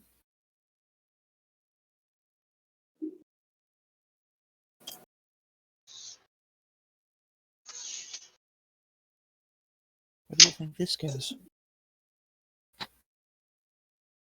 Not sure.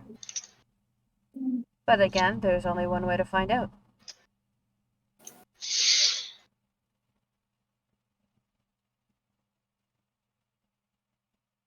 Yeah, right then.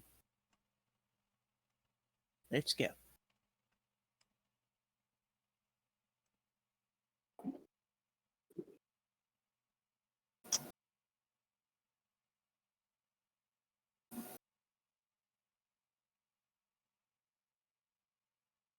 And we You- proceed. Alex, we're gonna You check guys it out. head through the small space. And it does not persist for very long. It seems to go directly under the trunk of the tree itself.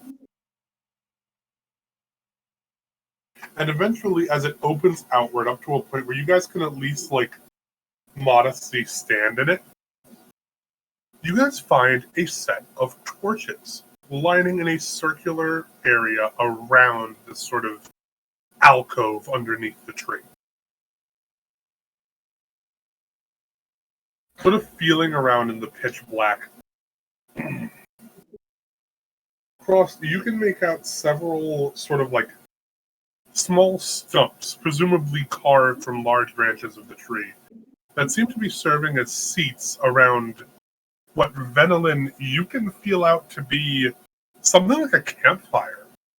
It seems to have even left around a large metal pot, as well as some stirring utensils.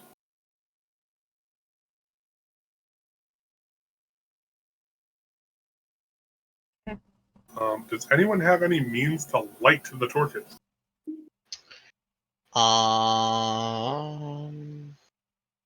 I have a Hey. tinder cylinder.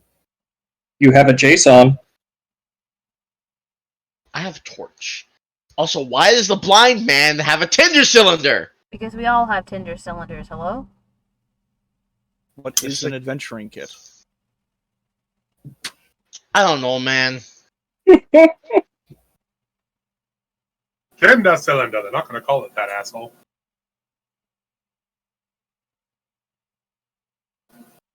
And from that day forward, I decided to call tinder boxes tinder cylinders. What even is that? That is not traditional fire.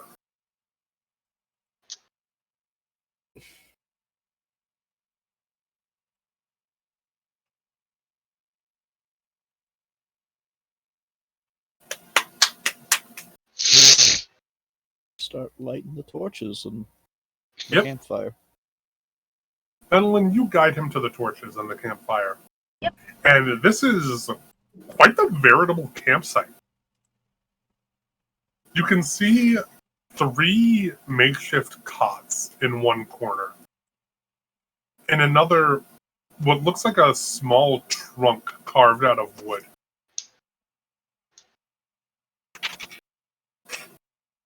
In a third, you can see sort of tally-marked carvings. And Venolin, as you go to examine that wall, you find that there is a phrase carved into the top in Elvish that reads,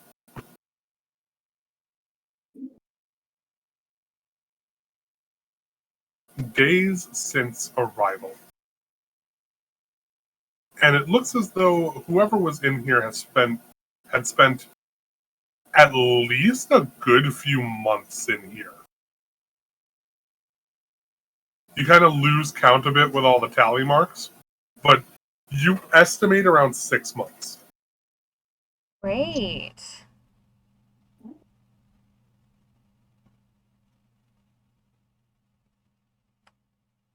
That's not concerning at all. This might have been where the Artemisians came up It's possible. when they were coming to look for me.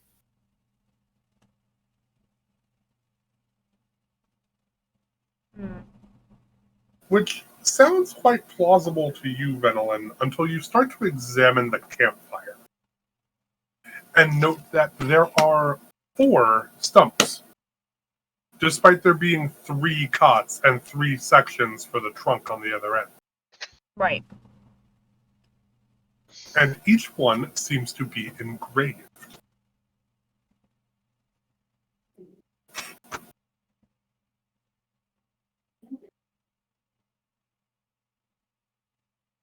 Okay. Each one has a letter. And 3 of them containing the letters A, J, and R, seem rather disheveled, heavily used, definitely not well maintained. While the fourth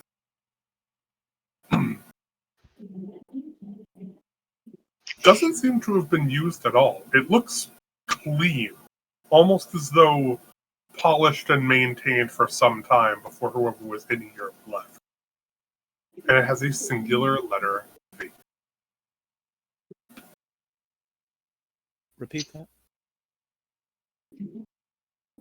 Hmm? Repeat that, please. Singular letter of what? V. V. Okay.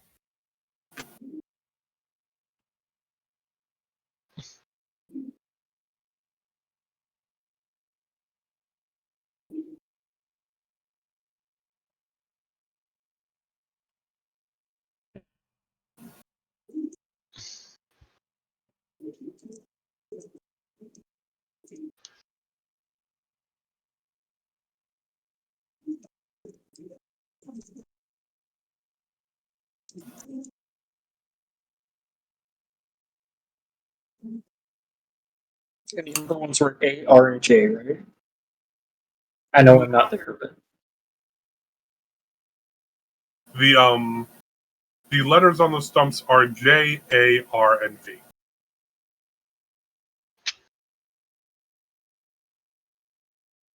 J, A, R, and V. Jar.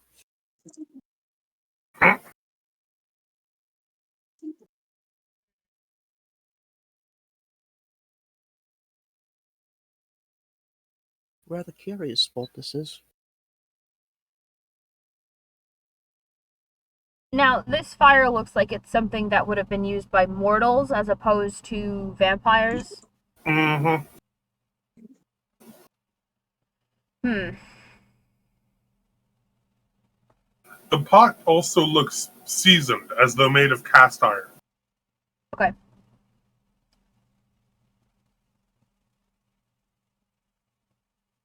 Hmm. Maybe if we look around a bit more, we might be able to find more clues about who was here. Possibly. Let's see if we can find out.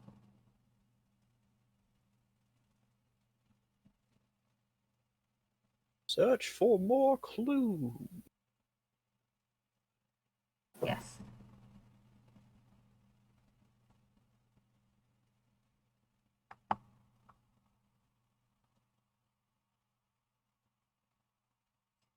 Is there anything in their gear by any chance?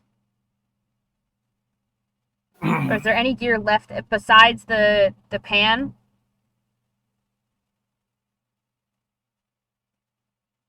You go to check the trunk.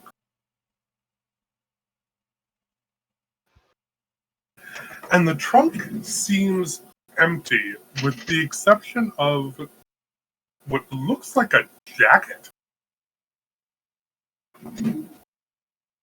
You pull it out, and it seems longer, almost trench coat length.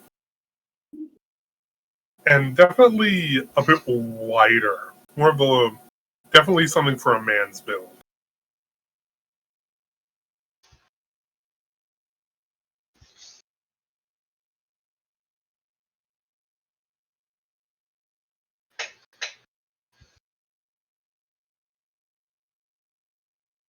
Hmm.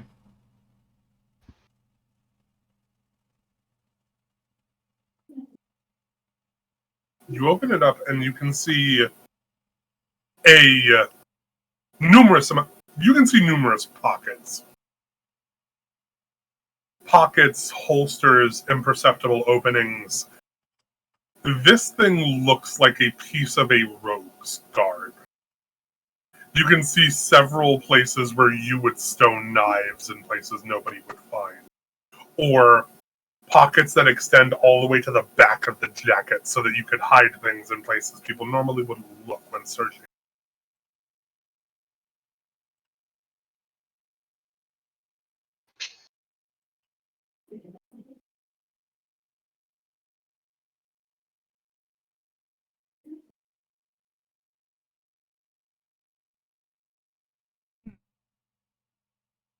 Mm.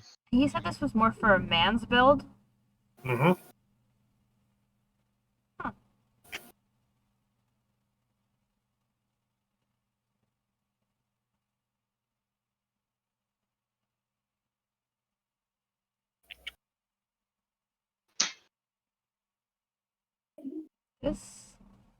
This is an assassin's cloak.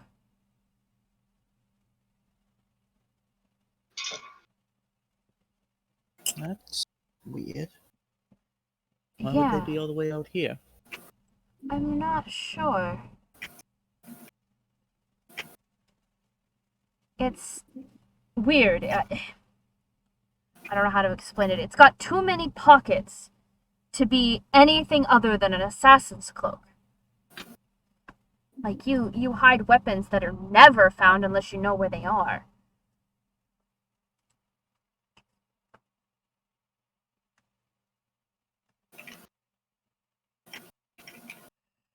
I mean, if anything, this all seems like a bit of like a hunter's refuge. Maybe it is.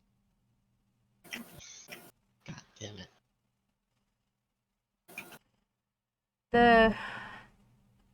Didn't Ralakan mention that there were human hunting parties that came through here? Yes. I wonder if it's for them. But what? I would say that, but you said that the words were in Elven. I wouldn't think humans would do that. That or the vampires can't tell the difference between a human and an elf. Not all half-elves look like me with the pointy ears. Some do distinctly look more human. And it's not to say that humans don't know Elvish. I mean, I know 5 languages. True. But to put... So, maybe... Hmm.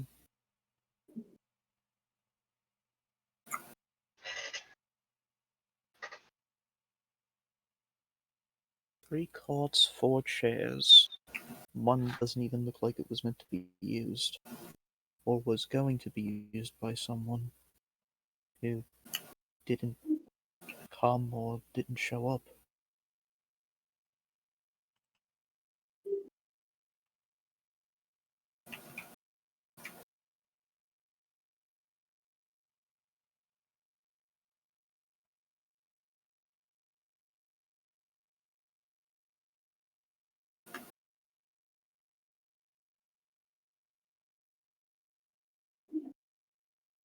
Hmm.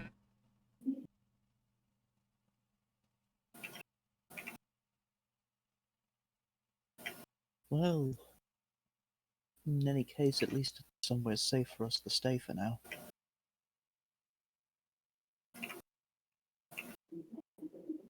While Relican can gather more information, we can keep exploring this wooded area and come back here. Yeah. I mean, it doesn't look like anything too untoward is going to occur, so.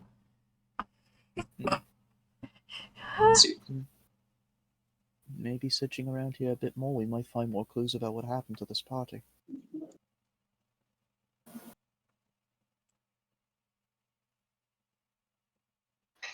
Maybe. I think, for now, we should go catch up with the rest of them. Right. And then she will just gently put her hand in, on Cross's arm to lead him back the way we came.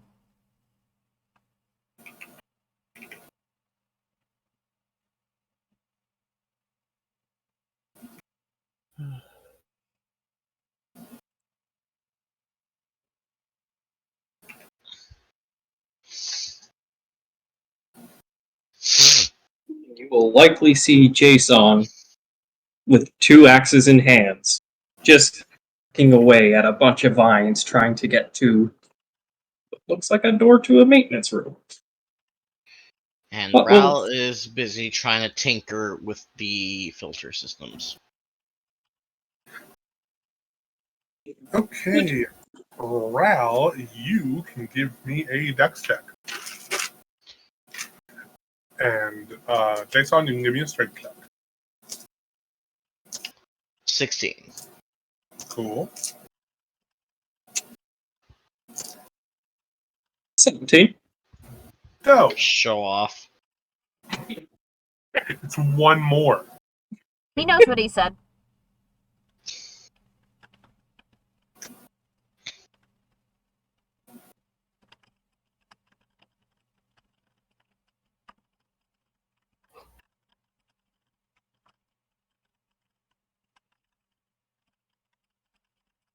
Benlin, what are you doing while this is going on?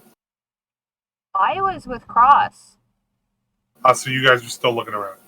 No, we're on our way back to them, but they Right. have to do their thing, which they were doing while we were doing our thing. Okay, so Ral, you managed to sort of like get a feel for how the controls work. Eventually, you find the mechanism that drains and filters out water from the pools existing, and you manage to drain the water from one of the 2 pools. Yay! Though the second pool, it seems as though the mechanism is damaged. You can see that there's a diagram that seems to explain that a pipe is burst. But the first pool, you managed to drain, filter the water out of, and start pumping clean water into. Meaning you might have a place to comfortably sleep.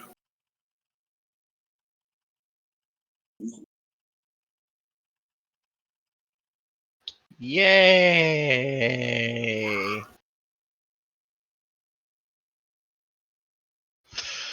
Jason, after about an hour's hacking, you managed to get at least one of the doors clear of obstruction.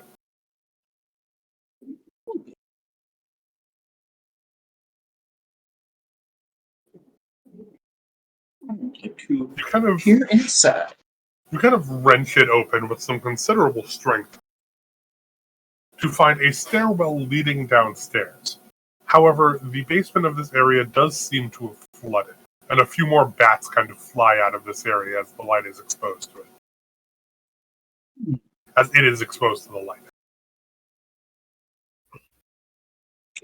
I see.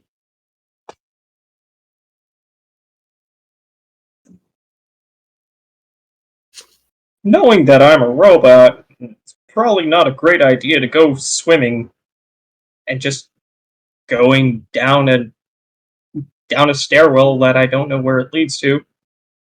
Jason's gonna go back to the party. Probably go back to Rel being somebody who is more water affluent. You know what? That's fair. Yeah. I seem to have discovered a stairway. Seems to be going down, yet the path is flooded.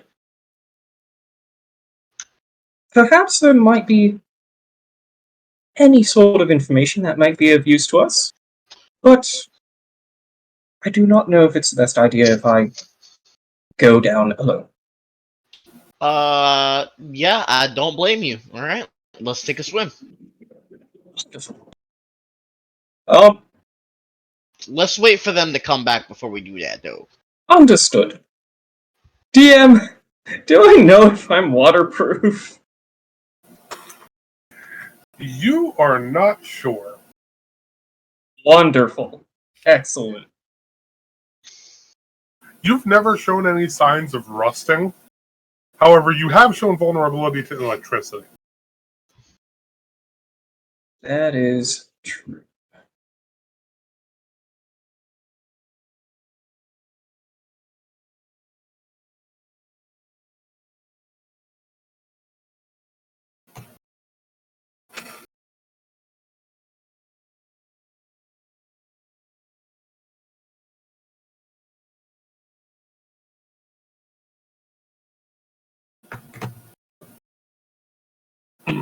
Well, as you head in, I'm going to need a perception check. And I'm gonna need coffee. The one you want? Beautiful.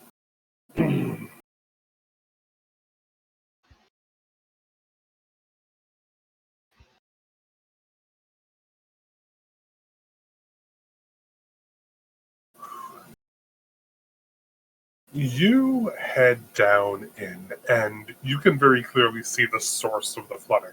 And it seems to be that busted pipe you saw in the diagram earlier. It seems in a quite thorough state of disrepair. There seems to be a collapsed section of it that's big enough that you don't see yourself repairing it. At least not without a proper set of materials to do so. Well, there's your problem. However, near the back of this area, you can see something that looks like a trunk under the water. It looks to be sealed, as though made to prevent any water from breaching it. And you can see a faint green light coming from it. Uh-huh. Like an electric light, not a magical light. Yeah, I'm gonna check that out.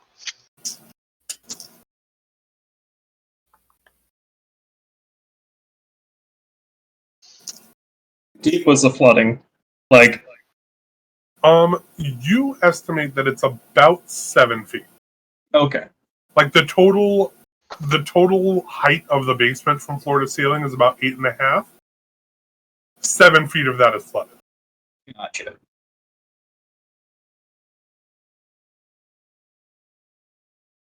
You sort of swim to the end, Ralakan, and you find that this trunk appears to be plugged into some sort of hard line to keep it working.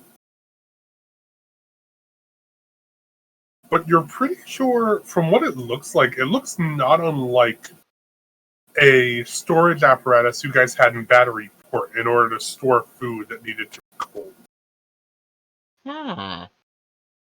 You're pretty sure that if you could either drain the water from here or pull this trunk out of here, then there'd be a decent amount of rations in here. Maybe even some good food to cook. Let's try to pull it out. Do you require any assistance? Just thumbs up from the water. Jason will just walk through. Jason, you step slowly, one by one, down the stairs. And it does not seem that you are not being waterlogged, you are not rusting, you are not taking damage. Wonderful. So This you is kind good of news slowly indeed. Through the water, very big, like Big Daddy from BioShock vibes. Until you reach the trunk that Ral is kind of swimming in front of. And I will need a strength check from each of you. 14. Hey! Hey! Now that's a show-off.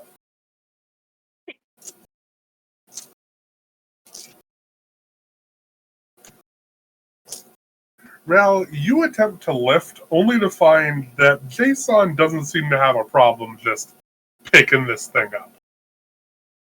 Though you do swim in front of him to sort of guide him through the basement, as this thing's size makes it kind of difficult for him to see ahead of him. Mm-hmm. And after about 10 or so minutes of guiding him back up the stairs, you guys get the trunk out. Wonderful. Thank you for your help, Ralakan.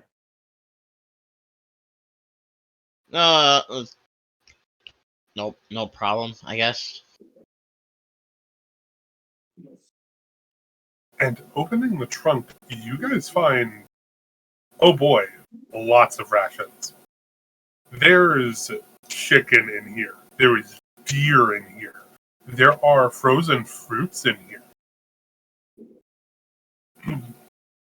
There's even some fresh fish, sort of salt packed in the end there.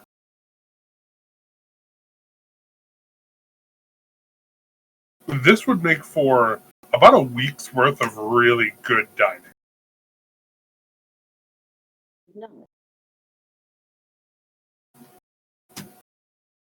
Some of them are labeled, however. Every so often you can see sort of like letters marked out on some of them, as though marked for specific people. Same as in the same as inside the tree. Some of them are marked with an A, some of them with a J, and some with an R. Take it, none of them V. That's it. I take it, none of them V. Nope. Gotcha.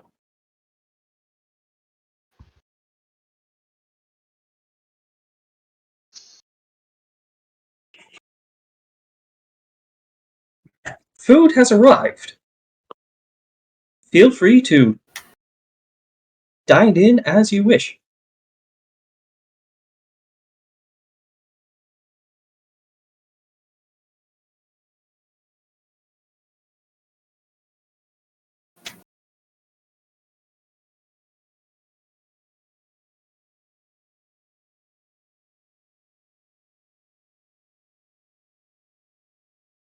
As you guys are getting out of the alcove under the tree, you hear something akin to "food has arrived" as a loud thud echoes out from the back of the building.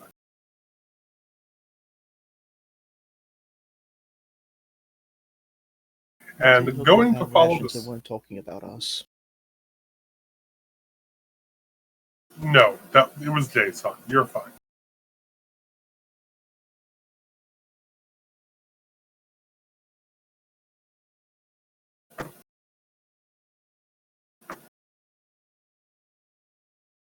Yeah, we got some nice, tasty rations here.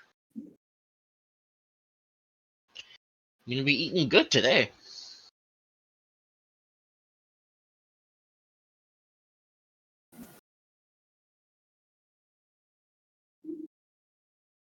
Oh, Svenlin, anything you find on your scrounging around this area? We located a campsite of sorts hidden underneath the tree.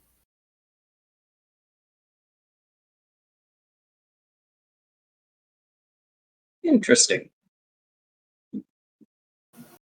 Well, it did seem that that whoever was here for a rather long time, considering these rations. Noticed a couple of initials on them as well.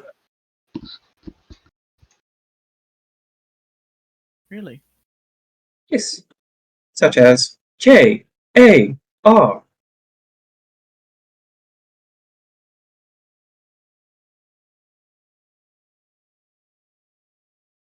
We found beds with initials, the cots. Uh, JARV. I'm inclined to think that V might be one of yours. Your iterations. Jason.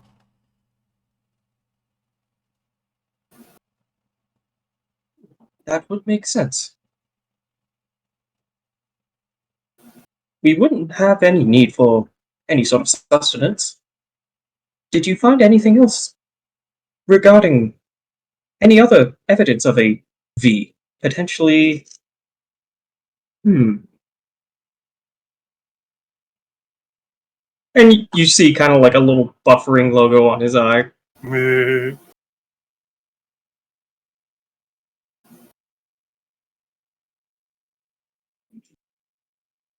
Which V this might be?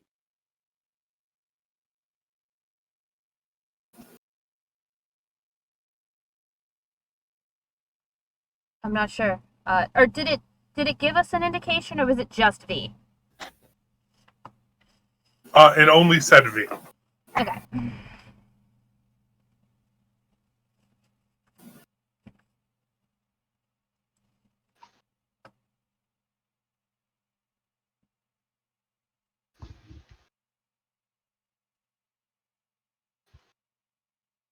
Hmm.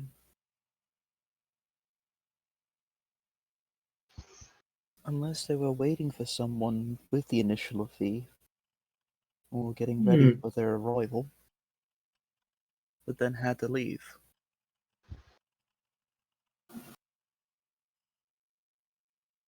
This definitely seems more like an outpost camp than an actual stronghold, so probably they would come here, hunt for a while, and then move on.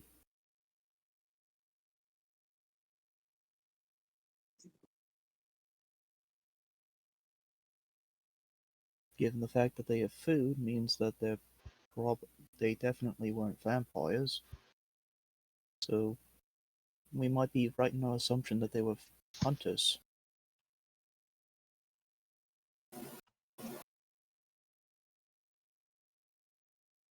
A vampire hunting party, maybe.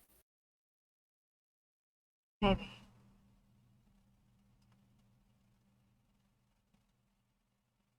Do you think there would be something here to indicate that they were hunting them? But, I mean, who knows?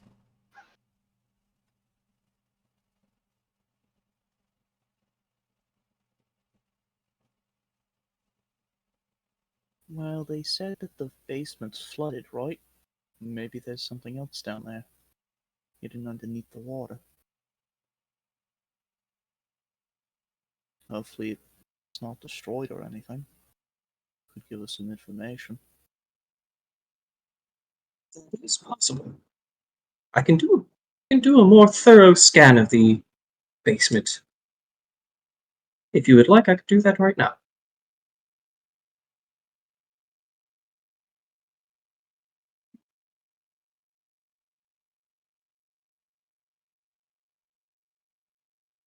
By all means, make me a perception check, Jason. I'm going to make that perception check. That is the wrong character. There we go. That was almost a nat 20, but then it turned into a 12. You can sense several electrical currents running underneath this building that seem to converge on a central power hub somewhere between this building and the building that the vampires are using as a lounge.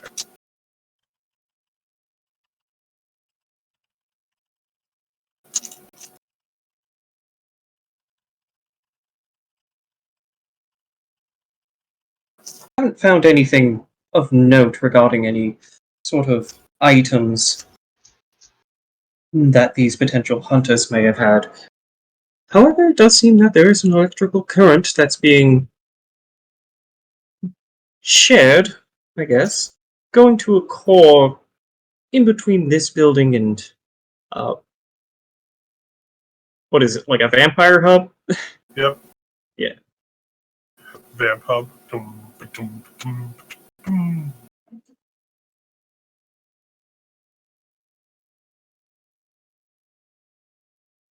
No. No. No. However, at this point, it is starting to fade into kind of a sunset time.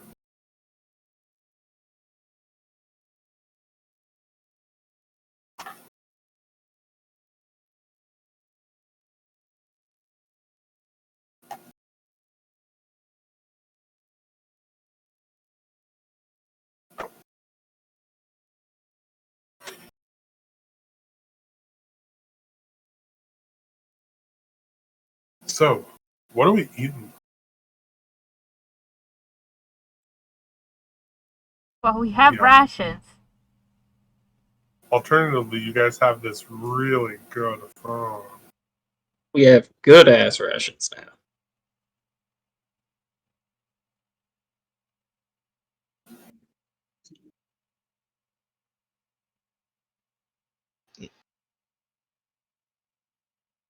Damn.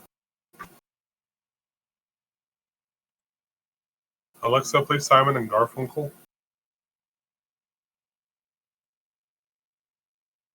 Nothing? Dang. Damn. Okay.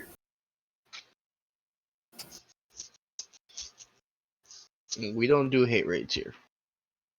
And you know what? I guess we don't do roleplay here either. Because now y'all are eating dinner. Yay.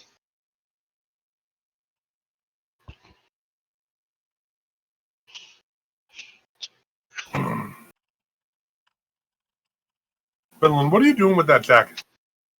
I'm keeping it. Because I might try and either take it in myself or get somebody else to do so. Are you wearing it? No. Not at this time, but I am going to start going through the pockets while we're eating dinner. Oh, yeah. To see if I can't find any identification about who it belonged to. And I have a feeling because you're being real specific about it, I'm gonna know and it's gonna make me sad.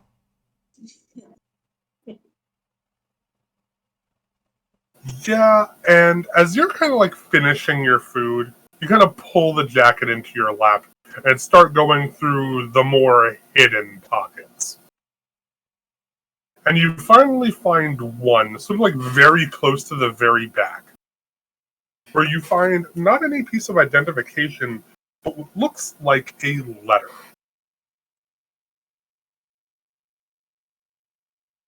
The letter reads as follows.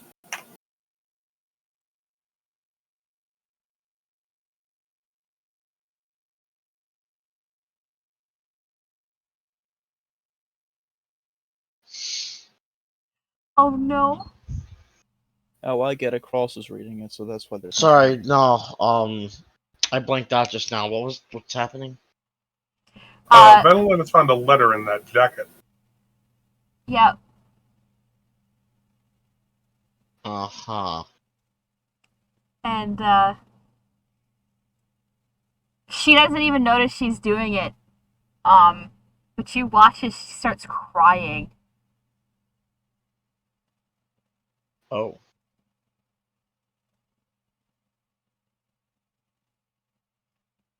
Vanillin, are you okay?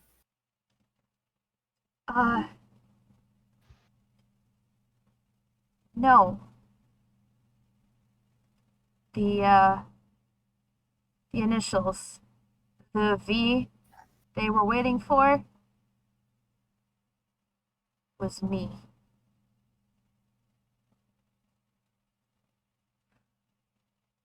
Oh.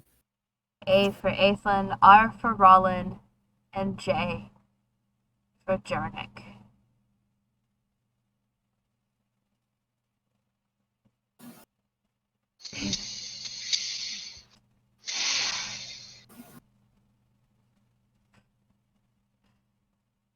She's gonna wipe her eyes before she reads the letter out loud.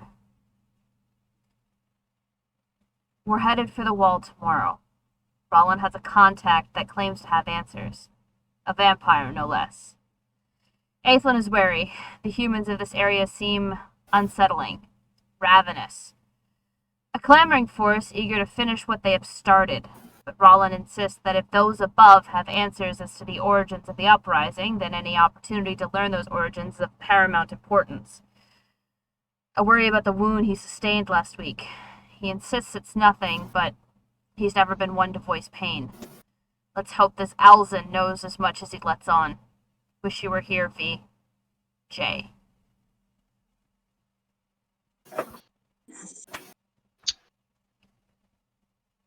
I'm gonna kill this son of a bitch.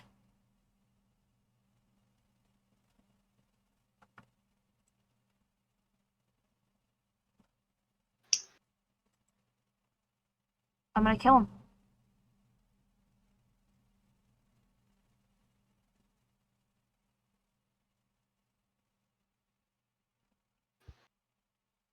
Now that I know who this belonged to, or which of the, assumption of the three, is this Aethlin's coat?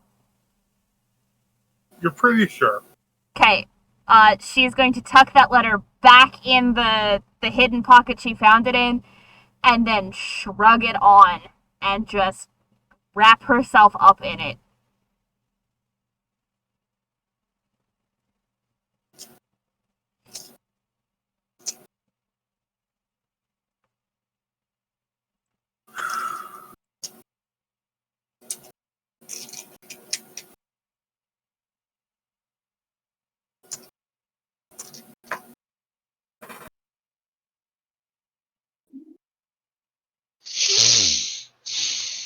90% sure all of us are right now going, someone say something, someone say something, someone say something, someone say something. Words, words, words. Bacon, bacon, bacon.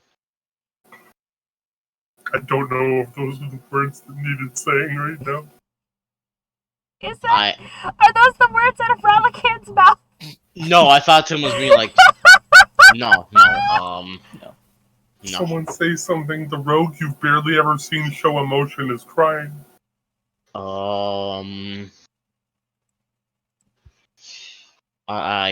Ral tentatively puts a hand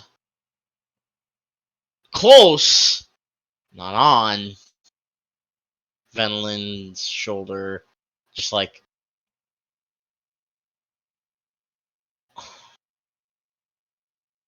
really reaching. Was like, is this a good idea? Is this not? Does kind of fucking hate vampires right now, even more than normal. And eventually pats her shoulder.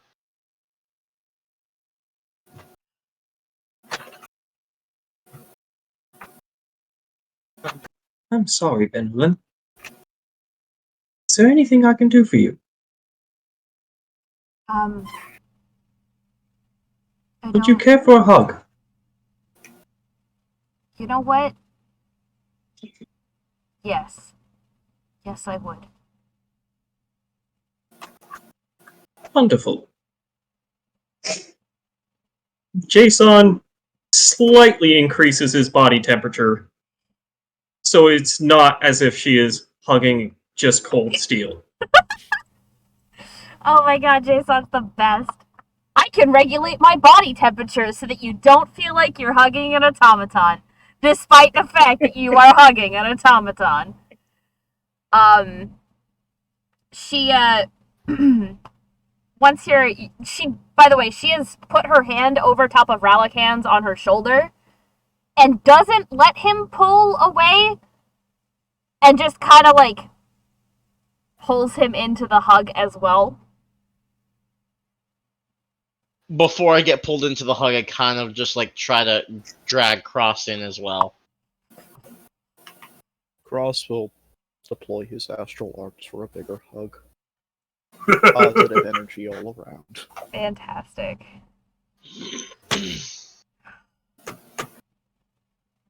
Thank you for this.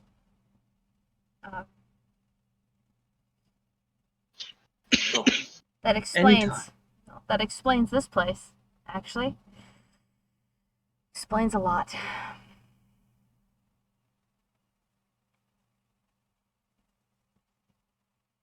And I'm looking forward to finding Alzin.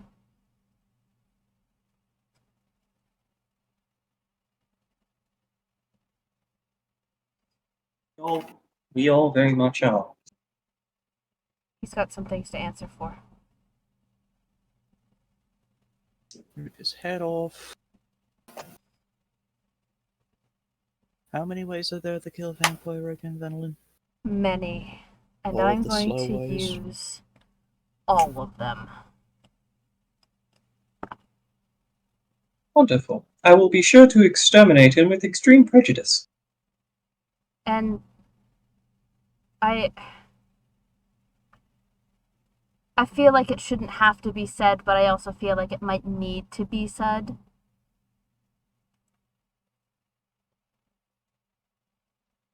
I don't hate all vampires.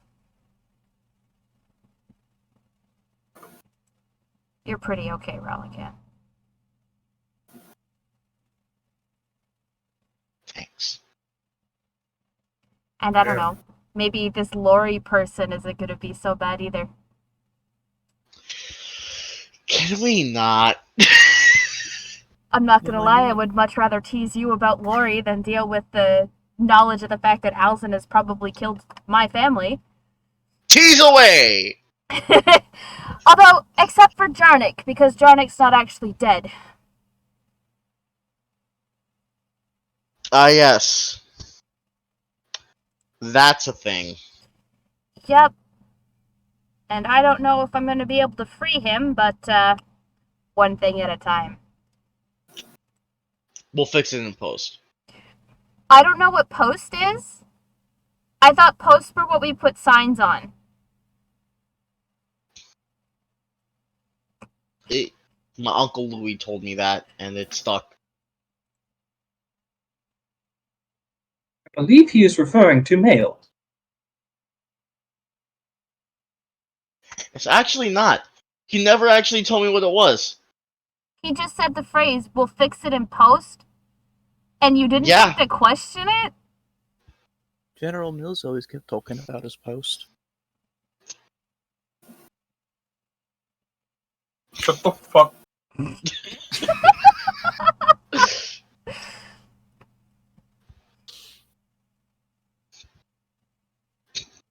Go.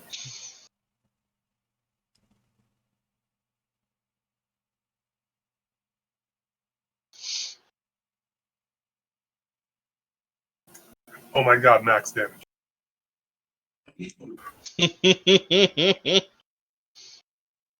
And I take it you guys are going to turn in for the night? Yup. Yeah. This seems like a good place for I a think long so. rest. This is. A really long Ooh. rest. And that is where we're going to cut things off for the night. Oh, man. Don't forget about the party appreciation. Yeah, I gotta say nice things about y'all. Let's start that off before we get into everything else. All right. Who are we starting off with first? Let's hear it. Hit me.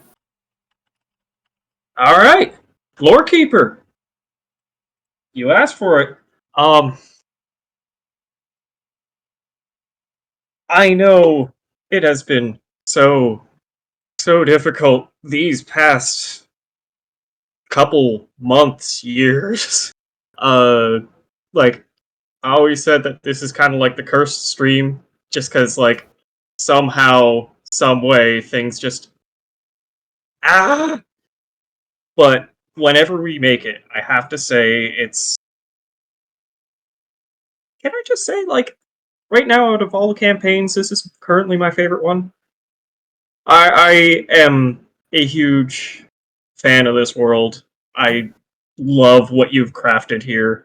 And I love vampires. And I love post-apocalyptic shit. I love New York. It's great. Um, so, thank you, Alex, for crafting a wonderful, wonderful experience. And yeah, I can't wait for more. I can't wait to see how it ends.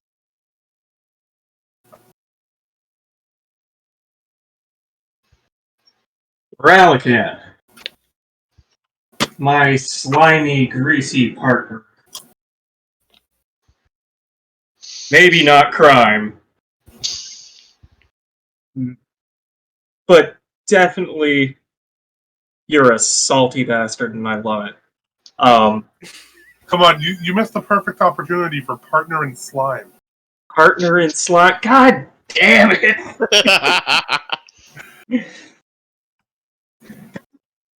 I don't know. There's something that I just truly love about Jason and Ralican together that is just it's just a good combination. I like, despite being the straight man in this comedy duo, just oftentimes screwing things up for you.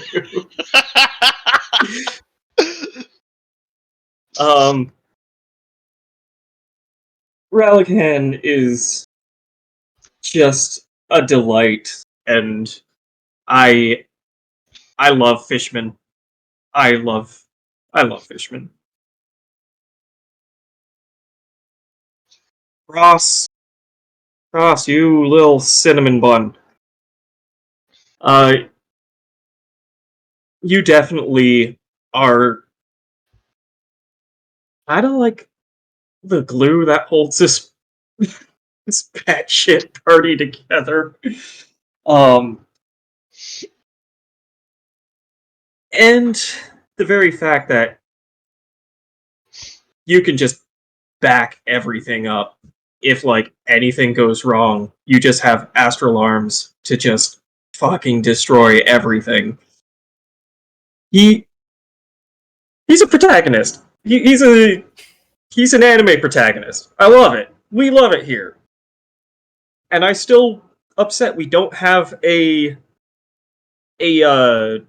blind can't see counter on like the little corner of the stream.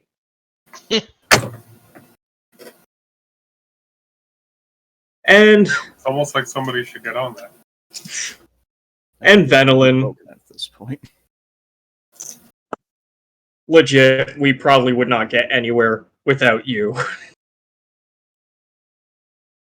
Having somebody who is able to talk and not get us into absolute severe death is really death. severe death. And yet I'm the one who always winds up, on the cusp of death.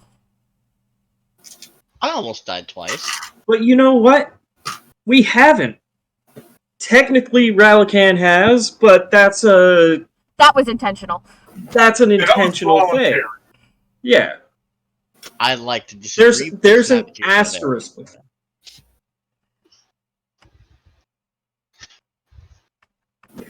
But it's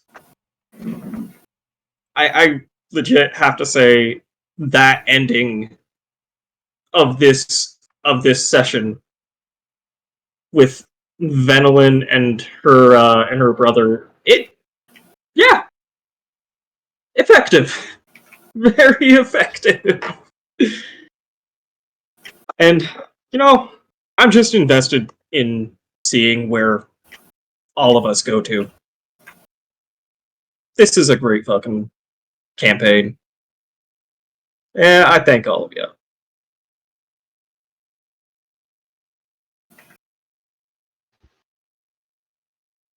We love it here.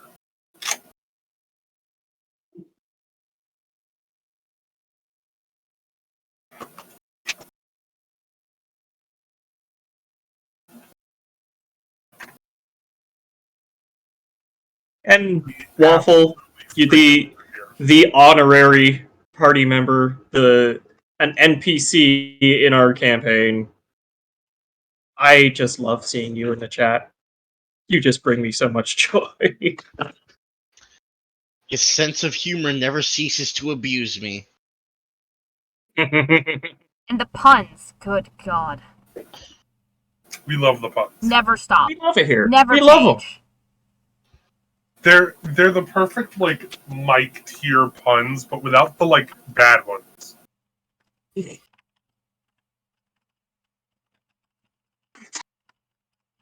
They're not aggressively Mike. They're not super convoluted. But they're the real oldies but goodies. They're real great. They really butter my biscuits, milk my Rice Krispies, and kill my rogue's family.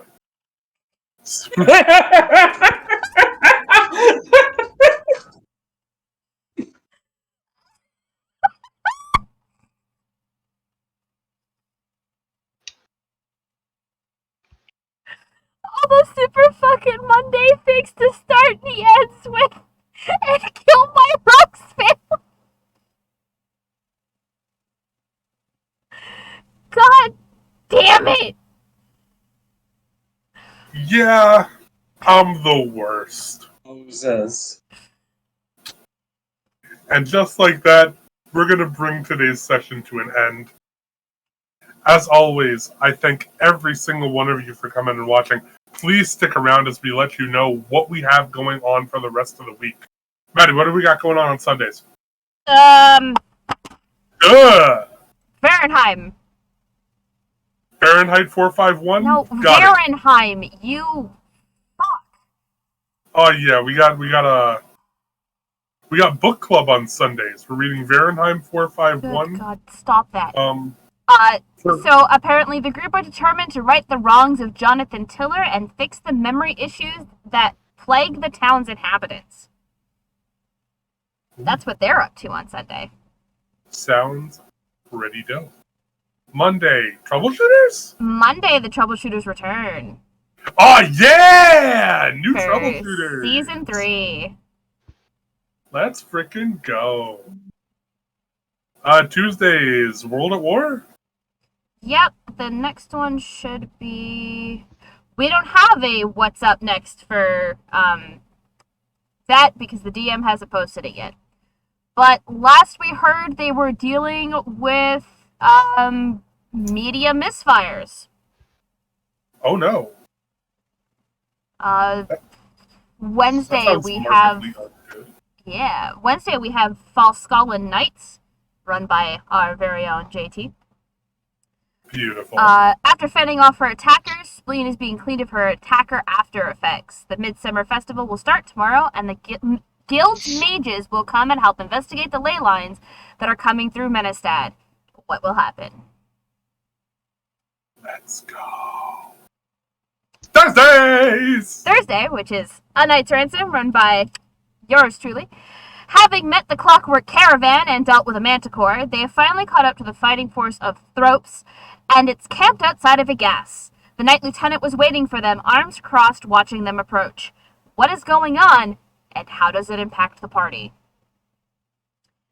Okay. And on Friday, we still have another few episodes, or they're still doing a horror game over on Bercarius' channel. Viewer discretion is advised. It is definitely 18 plus, so please, take your own mental health into consideration when watching that show. And then we'll be back next Saturday with this game. Be safe. As the party decides what their course of action will be after being faced with the fate of Benellin's family, possibly at the hands of Alzen von Karst. Once again, I thank every single one of you for coming and watching with us tonight. And as always, please remember, wash your hands, wear a mask, get vaccinated, be kind to one another, and roar for initiative. Have a good night.